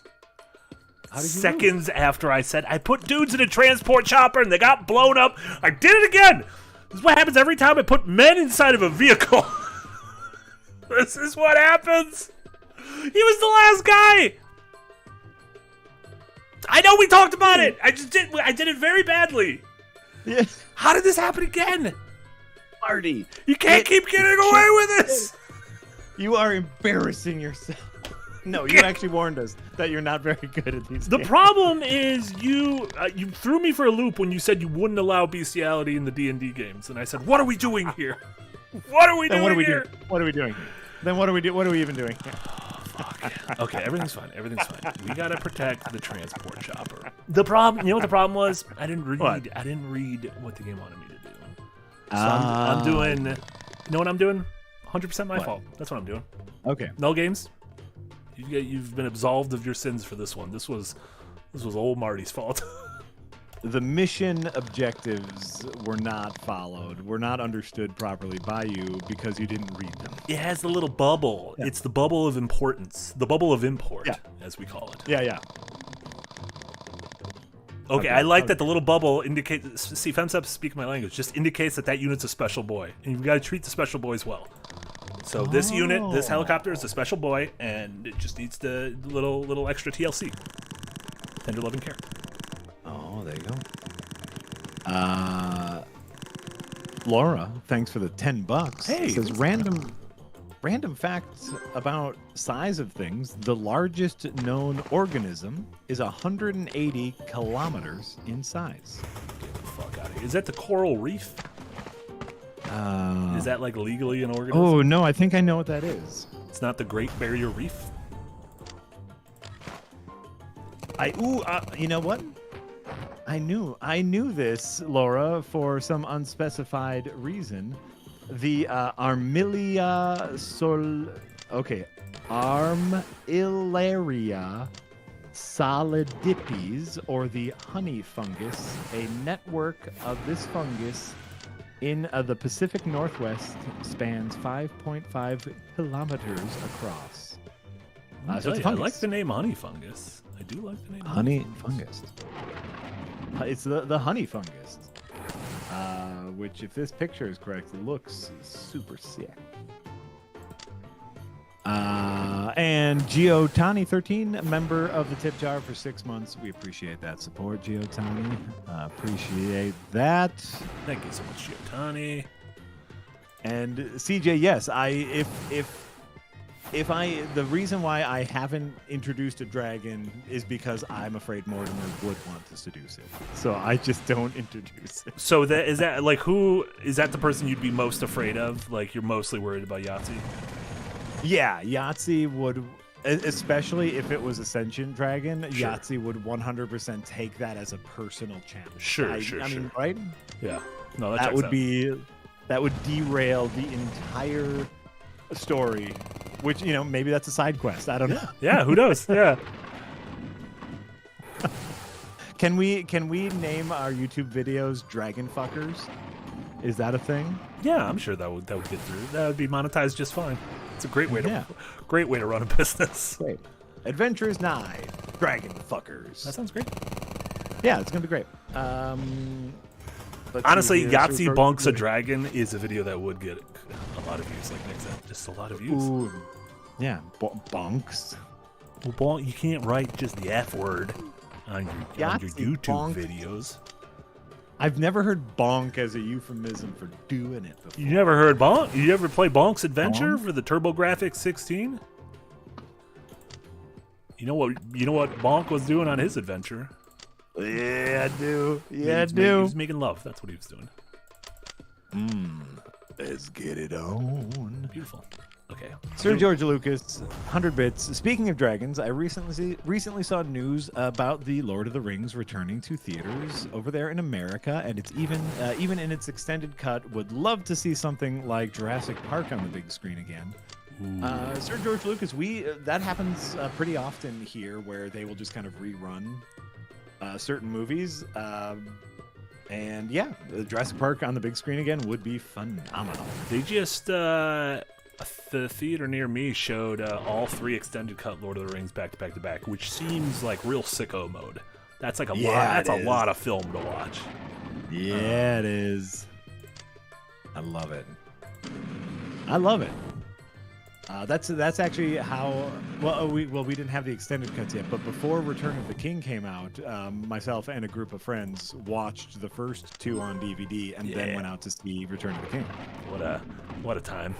What a day! Well, I mean, I was young then; I didn't have responsibilities, but hell yeah! But yeah, Jurassic Park on the big screen again. I'd love to see that. That was one of the movies that made me fall in love with movies. Is Jurassic Park. What a movie! What a movie.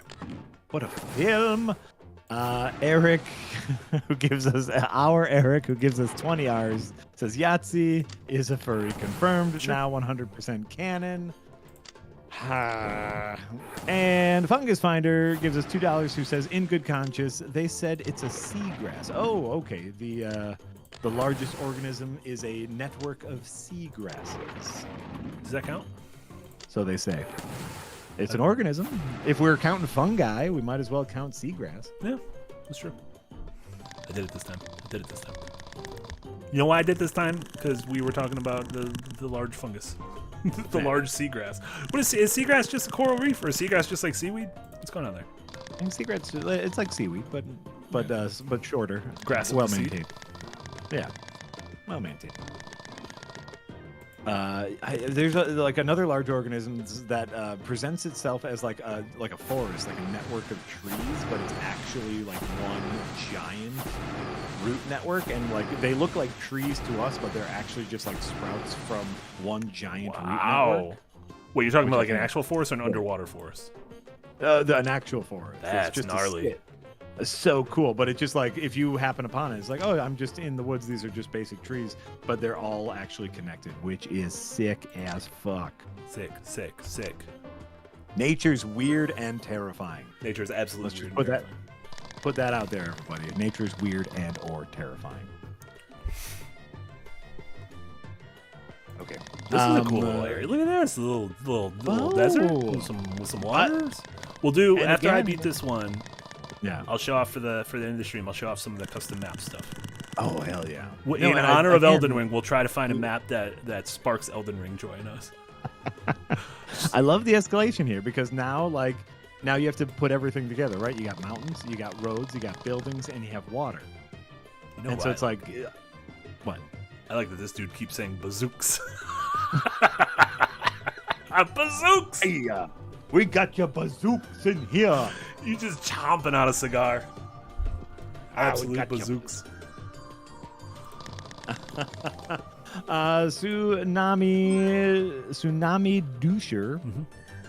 Oh yeah, I get it. Thanks for the $5. On a scale of 1 to 10, how important is betting other species / races in tabletop role playing? To me, it's a 1. To some players, one of my home players in particular, that's how they want to role play. Is it Liv? And it's that feels like a very honest question. Like, I don't think. The times I have played with Liv is not in my home game. Okay. But I have played with Liv several times through several different like little one shots and little campaigns, which has always been lovely. In the times that I have played with Liv, she has not necessarily been into that. But you can kind of like with Musk. Yeah. Yeah, I think she could. I think maybe in a group of people she knows, maybe she's less comfortable. Sure. With a group of strangers, she was like, "Oh, I'm getting freaky. Getting freaky dinky. I'm getting freaky with Musk." A different one of my home players. Like that's how they want to play. Like, which is great. Like that's the role play experience that they want. Which is I'm going to be a wandering Casanova. Yeah. Fucking great. The agility of Dungeons and Dragons means that it can be a little bit of everything for everyone. Yeah, absolutely. Damn. Musk really wanted to get down Buka, maybe not so much, or maybe Buka got blowed up too fast. Oh no, you didn't. No, I didn't get blown up at all. Yeah. I don't You're want still anyone out working there at the saying I bar. got blown up. You're still working at the bar, so maybe you're getting it. You're getting the Musk runoff. The Musk runoff. Musk can only accommodate so many at a time. Yeah, So no, that's eventually understandable. Someone looks over to Buka, like, all right, you'll do. You'll do this. You'll do. That'll do, pig. Yeah. That was a little babe. There have been episodes named after Anus Quiver, haven't there? I don't think Mortimer boning a dragon would be that far off, says Denmark for $5. That episode title is The Quiver in the River. I don't believe we've ever used anus in a title, even though we really wanted to. Because in season 3 we did that huge lore dump, which Sure. happened right after they met up with Anus, and so I wanted to call it the dump after Anus. Post anus dump. Post Anus dump. But Nick said it was a bad idea. Classic Nick. I'm gonna be honest. This is one of those occasions where I'm gonna be like, I think I agree with Nick. I think Nick was correct. I get it. I get it. Can we just get a little tank off? Let's have a little tank off here and see what happens. Classic tank up. In our little remaining time left, Marty, I do want to talk a little bit, and also to get off the subject of dragon fucking. Please. I want to Please. talk a little bit about Animal Well. Yes. What a game. What a game. And Pure Pyro gives us €2, who says, "Are you always the DM, Jack?" 90% of the times I'm the DM. Very occasionally, I will get to play, which is always a treat. Liv actually has DM'd a few games that I got to play in, which is lovely. Oh, that's awesome. Yeah, actually, we just got done with a campaign that my youngest was DMing. No, that's so cool. I love that. Oh, and he did a phenomenal job, by the way. I love that. Me, him, a couple of his friends, and their parent, who is a friend of mine, we're getting together, and my youngest DM'd, and it was like, oh, it's great. I get to just play, but 90% of the time I am the DM, because DMing takes a certain skill set, and once you learn it, it's just easier to have you be the DM. Sure. Someone else learn that skill set. So in any case, Animal Well. Animal Well, I'm having a lovely time playing. You've played. Have you beat Animal Well? Yes. I rolled initial credits, and then I found 60 of the 64 eggs, which people are kind of like, when you beat the game, you're like, you can get off at the first exit, which is, you've hit the credits. You have to light these 4 flames, and then there's a conclusion, and you've hit the credits. Then, or you can choose to keep going. And the second exit you can get off at is, I found all 64 eggs. And then the final exit is the people who are now like all together solving the strange almost like ARG kind of like meta mysteries surrounding the game. So yes, I've rolled first credits, and I feel like I'm going to find the rest of the eggs, but we'll see. Okay, and I have found all the eggs. You found all the eggs? Well, I have had a little help from the internet. Okay, sure, yeah. I mean, I feel like it'd be very hard to play that game without help. I'm going to say I discovered over 50 eggs by myself. That's impressive. Which I was very, very excited about. Overall, loving Animal Well. Though there are some aspects to the puzzle solving, to like the mystery solving, that I feel are so obtuse or not there at all, in which you need the help of the internet, which is a little counterintuitive. Sure. So right now I'm bunny hunting. Okay. Yeah. I'm bunny hunting, which there's all these like hidden bunnies all over the place, and if you find all the bunnies, maybe something happens. I don't know. But one of the hidden bunnies, actually specifically, you cannot solve by yourself. You have to solve it on the internet. Yeah, like everyone's game is like a little bit different, and so like you need like pieces of everyone's puzzle almost. In order to change a thing to make your bunny. And I was like, oh, and while a part of me says that's really neat and clever, it does encourage people just looking up answers on the internet. Sure. And therefore almost nullifies finding stuff by yourself. Yeah, I can see a little frustration there. That's kind of why I like that the game has those layers, that there's like the kind of, if I want to get off before that, you can do that, and then because I'm one of those people that like doesn't really want to engage in that top layer. That just seems like a little much for me. It's like I like just being in the world. I like moving around. I like jumping around. Mm-hmm. I believe I'm currently only missing 2 of the hidden bunnies. One of them I might have gotten, or it might just be a timer thing that I haven't figured out. And one of them is an absolutely insane platforming challenge. Yeah.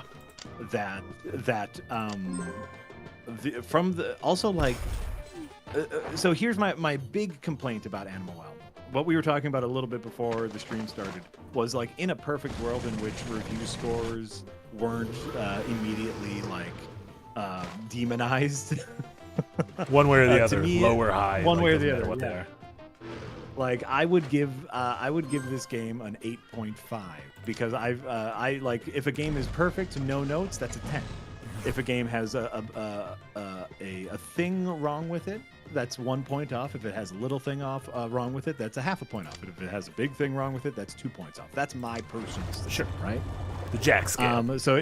The Jack scale. So to me, it has one like thing that I find really frustrating about it, which is the general Metroidvania thing of I'm not sure if I'm stupid or if I'm missing a tool. Sure. Yeah. And because Animal Well's Metroidvania nature is so puzzle heavy, it's like, do I even have the right tool to solve this puzzle? Or am I wasting my time like bashing my head against the wall? Yes, and I did find that for several of the puzzles, I was 100% bashing my head against the wall because I just didn't have the right tool yet. And some of the mysteries are so obtuse. Even later in the game, they give you a special like hint finder, like, oh, this will give you hints to where hidden things are. And some of the mysteries didn't utilize the hint finder. Yeah, which is like, but how would anyone ever know this is here? It's so frustrating. Yeah. But overall, I like the game. I think the game is very, very good. It's just some frustrating layers to it. Sure. Yeah, it's funny. We were right before we went live. We were talking about this a little bit, and then we're like, we'll save it for the stream. Yeah. And I was saying it's interesting how people talk about games, in that, like, I obviously. I did our bite size for it. I really love the game. It's probably my favorite game of the year so far. Oh yeah, heavy recommend, by the way. Yeah, and that's the thing, is like, you also clearly really enjoyed the game, and I mean, obviously you're playing it to almost completion, like really going hog wild there. And so my thing was, it's interesting to see how when people talk about games, if they, I guess for lack of a better term, if they come up from the bottom or come down from the top. And by that I mean, so when I enjoy something, whether I enjoy it in the way I enjoy a game I would give a 6 or a 7, or a game I would give a 9 or a 10, since I'm positive on it, I start at the top. So my conversation around it is positive. And then I'll get to, like, there are things that I think could have been done better in games, and any game like that. I've really enjoyed the 3 games I reviewed this week, in Animal Well, Crow Country, and Lorelei and the Laser Eyes. All of them have things that I think like could have been improved. Just like I think most art is something to where everything could use improvement. But I noticed there's a lot of people, like, I'll see this on when either streaming with Yahtzee or streaming with Nick, they'll enjoy something, but then start at the bottom with it. And I think it's just kind of a different flavor of criticism, Someone where, like, you enjoyed the game, but it feels like you're couching your enjoyment in like your critiques of it. And that's fair. I guess I should be more clear that I have almost 20 hours into the game. I am absolutely loving it. It's gorgeous on so many levels, mechanically, artistically, visually, sound design, like so many points where I'm starting at a 10. Sure. And then coming down a little bit. 100%. You're right.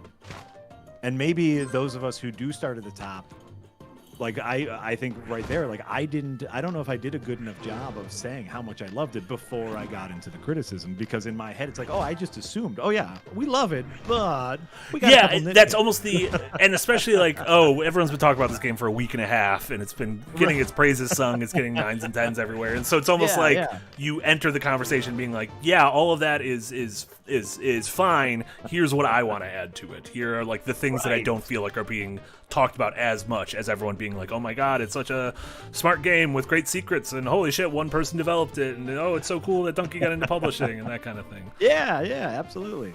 So you are correct, where it's like, we need to make sure that those of us who are kind of coming in with hot takes or criticism of any, like, make sure that we reiterate, like, oh no, I'm coming at this at a place of love, and I super enjoy anime.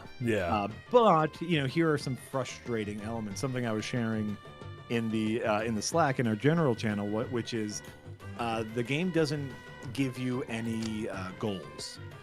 Which at one point is phenomenal, where you're just like, I'm just supposed to go around and figure stuff out of myself. That's beautiful. That's gorgeous. That's the art, the essence of video games is figure your own shit out. Yeah, I love it. Which I love, but there were times where I'd get so frustrated by a puzzle, and because we didn't have this overarching goal, I was like, why am I even playing this? Sure, I'm not rescuing a princess. Am I trying to escape? Am I trying to rescue other people? Why am I doing this? Right? Yeah. Which is a tiny nitpick in this game that overall I truly, truly love. And maybe so like that's coming from the top-down perspective that you were talking about. Yeah. How can bottom-uppers make sure to kind of like temper? We probably need a better name for these things, but you know what? It's a work in progress. It's fine. It's a work in progress. Yeah, it just feels like it's like there was even conversation last year around also Null Games. We were talking, and I didn't want to disrupt you. All of a sudden, all these fucking purple dudes just appeared out of some multiversal shenanigans. They just kind of warped in. Did they zoop in? They zooped in, and let me tell you, things are not going well for your boy right now. It's absolutely not going well. I'm doing a ×3 zoom in to watch everyone die. Are you telling me like a rift just opened up and it's like, guess what, fuckers? You thought you were winning. This was a little Fast and Furious Tokyo Rift. And I'm getting rifted. Wait, there are 3 factions now? There was like 4. I believe you can have like several factions at one. Son of a bitch. Yeah. That's great. That's great. But yeah, no. With that, there was conversation like that last year. Whenever a game comes out, is kind of universally "quote unquote" beloved. Whether it was Zelda last year or Baldur's Gate, you kind of see the like folks kind of want to provide, which I think is very healthy, provide a bit of pushback against it and be like, oh, well, here's how I'm viewing this from a more critical eye. Oh my God, I'm getting fucking roasted. I'm getting roasted now by the purple boys. Things were going well, and then purple roasties. You had a plan, and then the plans changed. Null Games says the developer has taken a special interest in you and has invaded your map. You are now playing against a real human. Wait, what? No! What have we been talking about the last 2 hours? This is all very scary, and I don't know what I'm doing. What? This is true. This is truly our Elden Ring slot because I just had an invasion. I can't fight this. Oh my god! They have so many vehicles. You're gonna get so toasted. No, I'm gonna make it. I'm gonna make it to the capital, and everything will be fine. I'm gonna blow this guy. I just need to shoot this guy. Yeah. Oh, everything's effed. Everything's super effed. Everything is super effed. What's happening, Fungus Finder, is apparently while Marty was playing a standard campaign, all of this purple army just kind of teleported in, and Null Games is letting us know that is actually the developer of the game. The developer has taken a special interest in you and has invaded your map. You are now playing against a real human. I mean, I get it. Sometimes when someone's playing a game and is too good at it, you get worried and you start sweating and you're like, oh, people are going to think our game's too easy, so we need to do this. Yeah. So I get it. I'm going to take this as a compliment that you were like, he's so smart that our AI can't keep up with him, so we need to bring out the folks who created the video game. And I don't need to hear if that's not what happened, because that's what happened in my head. Yeah, no, I love that. I absolutely love that. I think that's hilarious. I think it's hilarious and great because now we get to see Marty, recalculate all of his plans. I didn't. To be perfectly honest, I didn't have a good plan to begin with. I was like, oh, should I slowly be moving eastward and taking over fortifications? Should I just kind of make a beeline for the city in the upper right-hand corner and take it over? Yeah. And it turns out, oh no, they're still going. Never mind. Oh, they have so many. They're still going. They have so many units. They have so many. My men, they're all dying. Lampy, thanks for the 200 bits. Have I been playing El Shaddai Ascension of the Metatron? I have not. I don't even know what that game is. Jack, we have a lot of those streams where people make references to my personal streams, and then I have to explain things to you. And so this is one of those things. I played this game, El Shaddai Ascension of the Metatron, which was a 2011 or 2012 character action game where you play as angels who wear diesel jeans and nothing else, and they just fight each other. And you got to go to heaven, and you got to fight other angels. I assume you haven't been playing it because I was the only person streaming it on Twitch. So, but that meant I was the world's #1 streamer, just like I'm the world's #1 Athena Crisis player. Number one. You're the number one. We're number one. We're number one. And send you, thanks for the $1.99. What do you mean every games is different? Right? Without going specifically, every game of apparently I haven't dug super deep into it, but every game of Animal Well, there are certain small things that are different about them.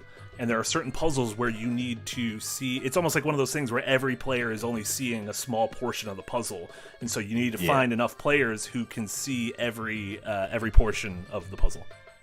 Yeah, which is a really neat puzzle-solving mechanic. And it would be acceptable if that was like, oh, this is the one where you need to interact with the community. Like I said, there were a couple puzzles where after like I looked it up and got the item, like for one of the bunnies, for example, one of the hidden bunnies, whereas like fuck it, I'm not finding any of these bunnies. I searched myself. I'm just gonna look up a guide on where these bunnies are. And one of the bunnies, after I got it, I looked around like all of the surrounding rooms, and I was like, how the hell would I have figured that out? And I started Googling, like, how do you figure out how to find this bunny? And everyone's like, we don't know. We don't know how you figure it out. We just looked it up on the internet.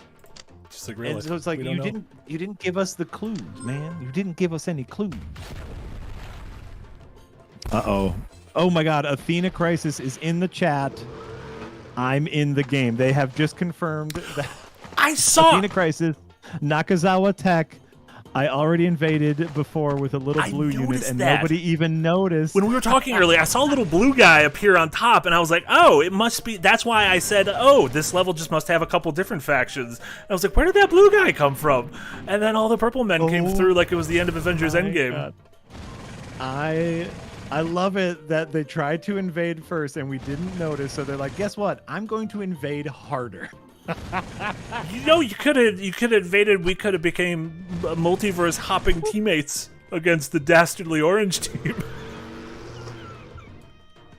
You monsters! Are you losing very much? I have one tank that I think is out of gas. I have one battleship that is out of bullets, and I have one artillery. You are losing so much. Oh, I forgot. I haven't been building things. That's my problem. Everything's gonna be fine now that I've built things. Oh no, they're all gonna get destroyed before you can activate. They're gonna get destroyed instantly. Yeah, they're gonna get destroyed instantly. However, you can. I just wanted to sink that ship. I thought that would have been.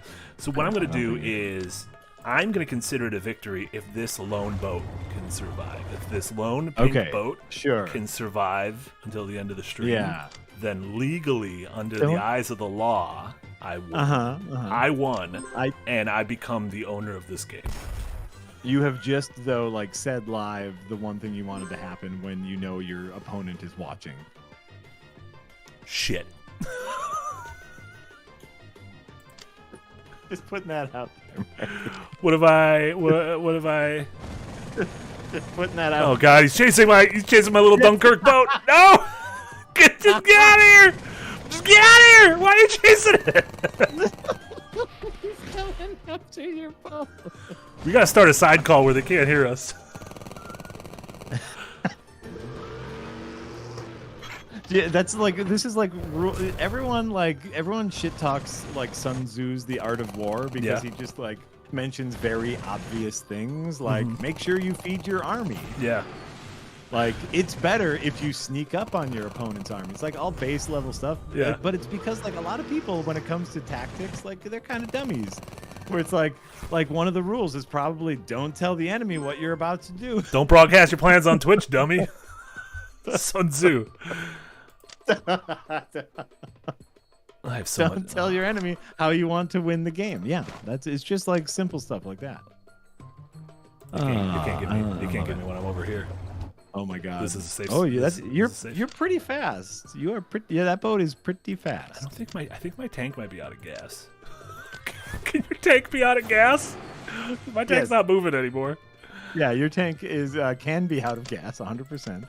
It probably, like, if you right click on it, it probably gives you that information. This pink boat also. I'll get out of here to safety. We'll survive. It's fine. It's fine. Running away is a valid strategy, Marty. Running away is not abject cowardice, like many people would say. You're not as big as a coward as we thought. Everything's going poorly. I don't think you're being a coward. I think other people might think you're a coward, but running away is a valid Don't let them strategy. put in the newspaper that I was a coward. They might. I mean, the newspapers might say that you made a cowardice move, that you acted with cowardice, but I don't think they would call you a coward. You know what I'm saying? I don't like anything that's happening right now. I don't like, oh, you killed my little fireman! He was just trying to live! He was trying to start a new life in the desert! Yeah. And how'd that work out for him? How'd that work out for him against 8 attack helicopters? He wanted to live like old Ben Kenobi in the desert. My transport!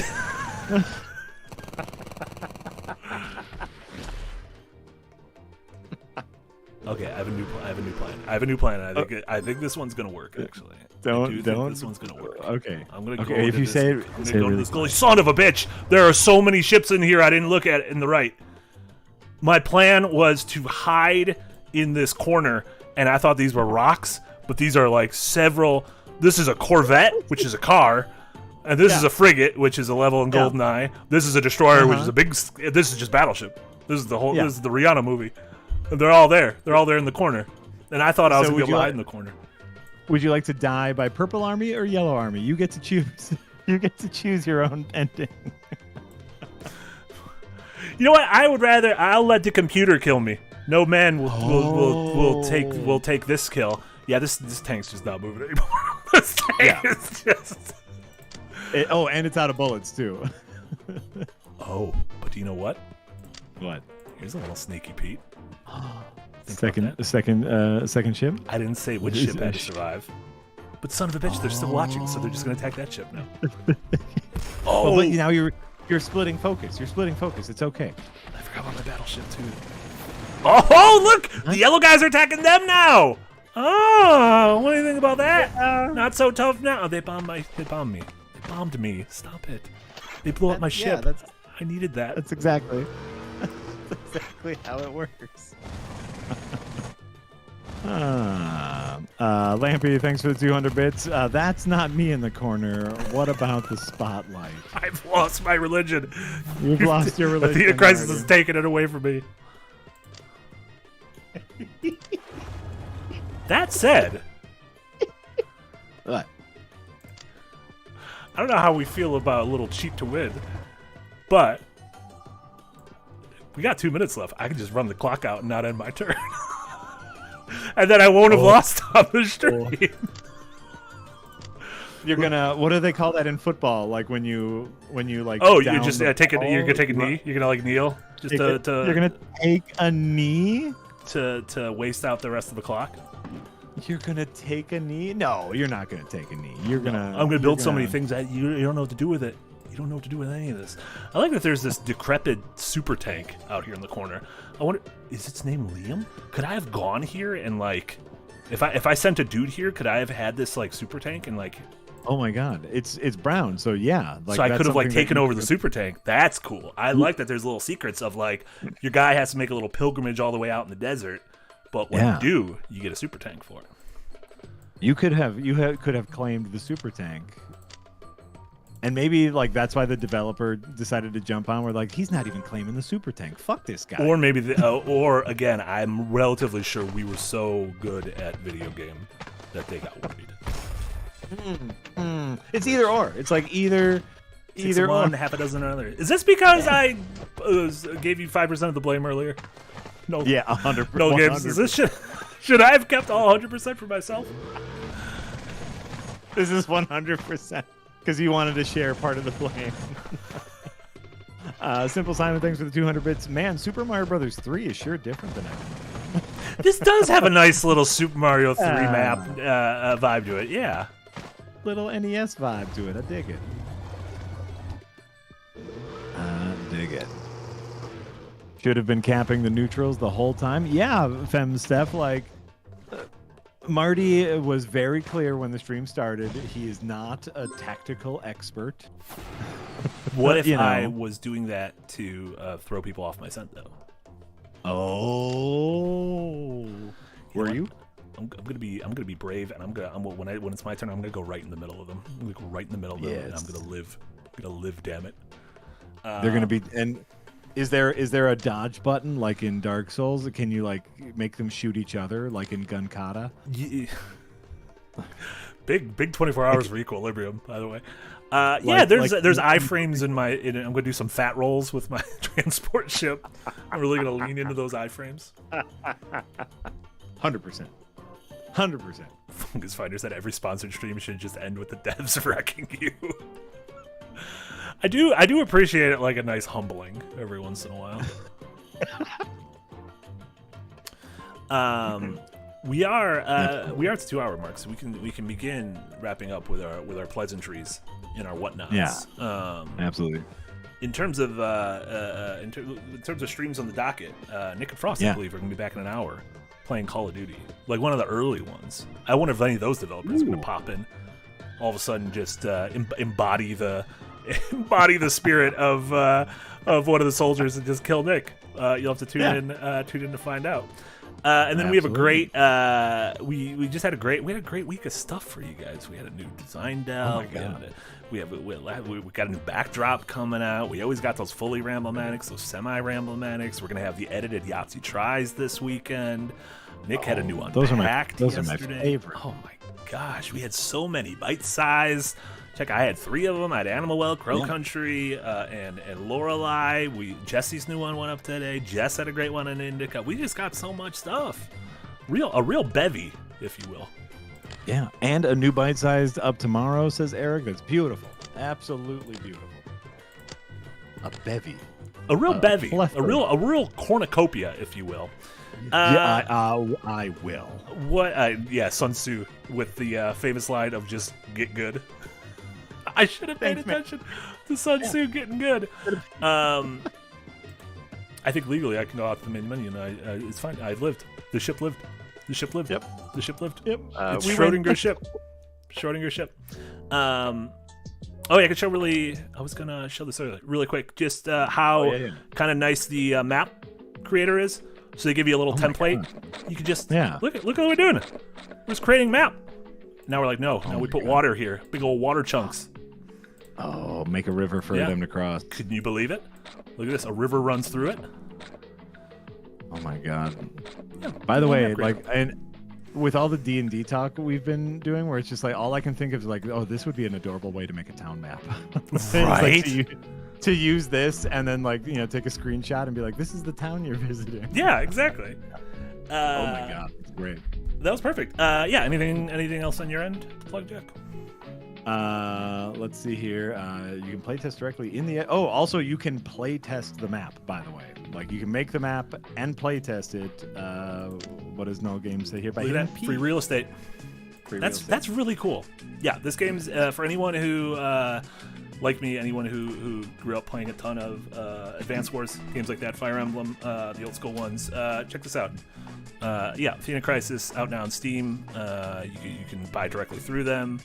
And like Jack said, one of the really cool things is that demo. The demo that you could just play on the website. That's cool. Like on the website. Hold on, let me get that link for everybody once more. Crisis.com. It's just AthenaCrisis.com. But in case, thank you, Eric. Eric with the link to AthenaCrisis.com, where you can just demo the game within the web browser itself, which is beautiful, cool as hell. And I don't have anything coming out this week or next week, as we are preparing for so much adventures now that y'all might get sick of it at one point. But on the 30th, we are doing our 6-month super hyper celebration event. And during that event, you'll get a teaser for season 4. You will get dates for the re-releases. Some looks at some new merch, some new shows, get some tantalizing new shows, all sorts of stuff. All the stuff. There's going to be so much for your eyeballs and earballs to take in. Thanks, by the way, to Null Games for helping us through this. Yeah. And you know what? No thanks to you. Where were you? Athena Crisis, Nakazawa Tech. No, that was an excellent thing. And thank you for waiting to do it until the end of the stream and not doing it right at the beginning and just like completely stopping on me. That was great. Yeah, that was a super fun stream. So thanks to everyone for hanging out. for spoofing and goofing with us. Yeah, like we said, Nick and Frost will be back in 1 hour with some Call of Duty action. Otherwise, for Jack and Marty, thank you so much. Have a wonderful Friday and a great rest of the weekend. And go to your local movie theater. See a movie about beavers. See a movie about Kong. See what those apes are up to. As long as your movie's got an animal in it, you can watch it. Bye, everyone. Bye.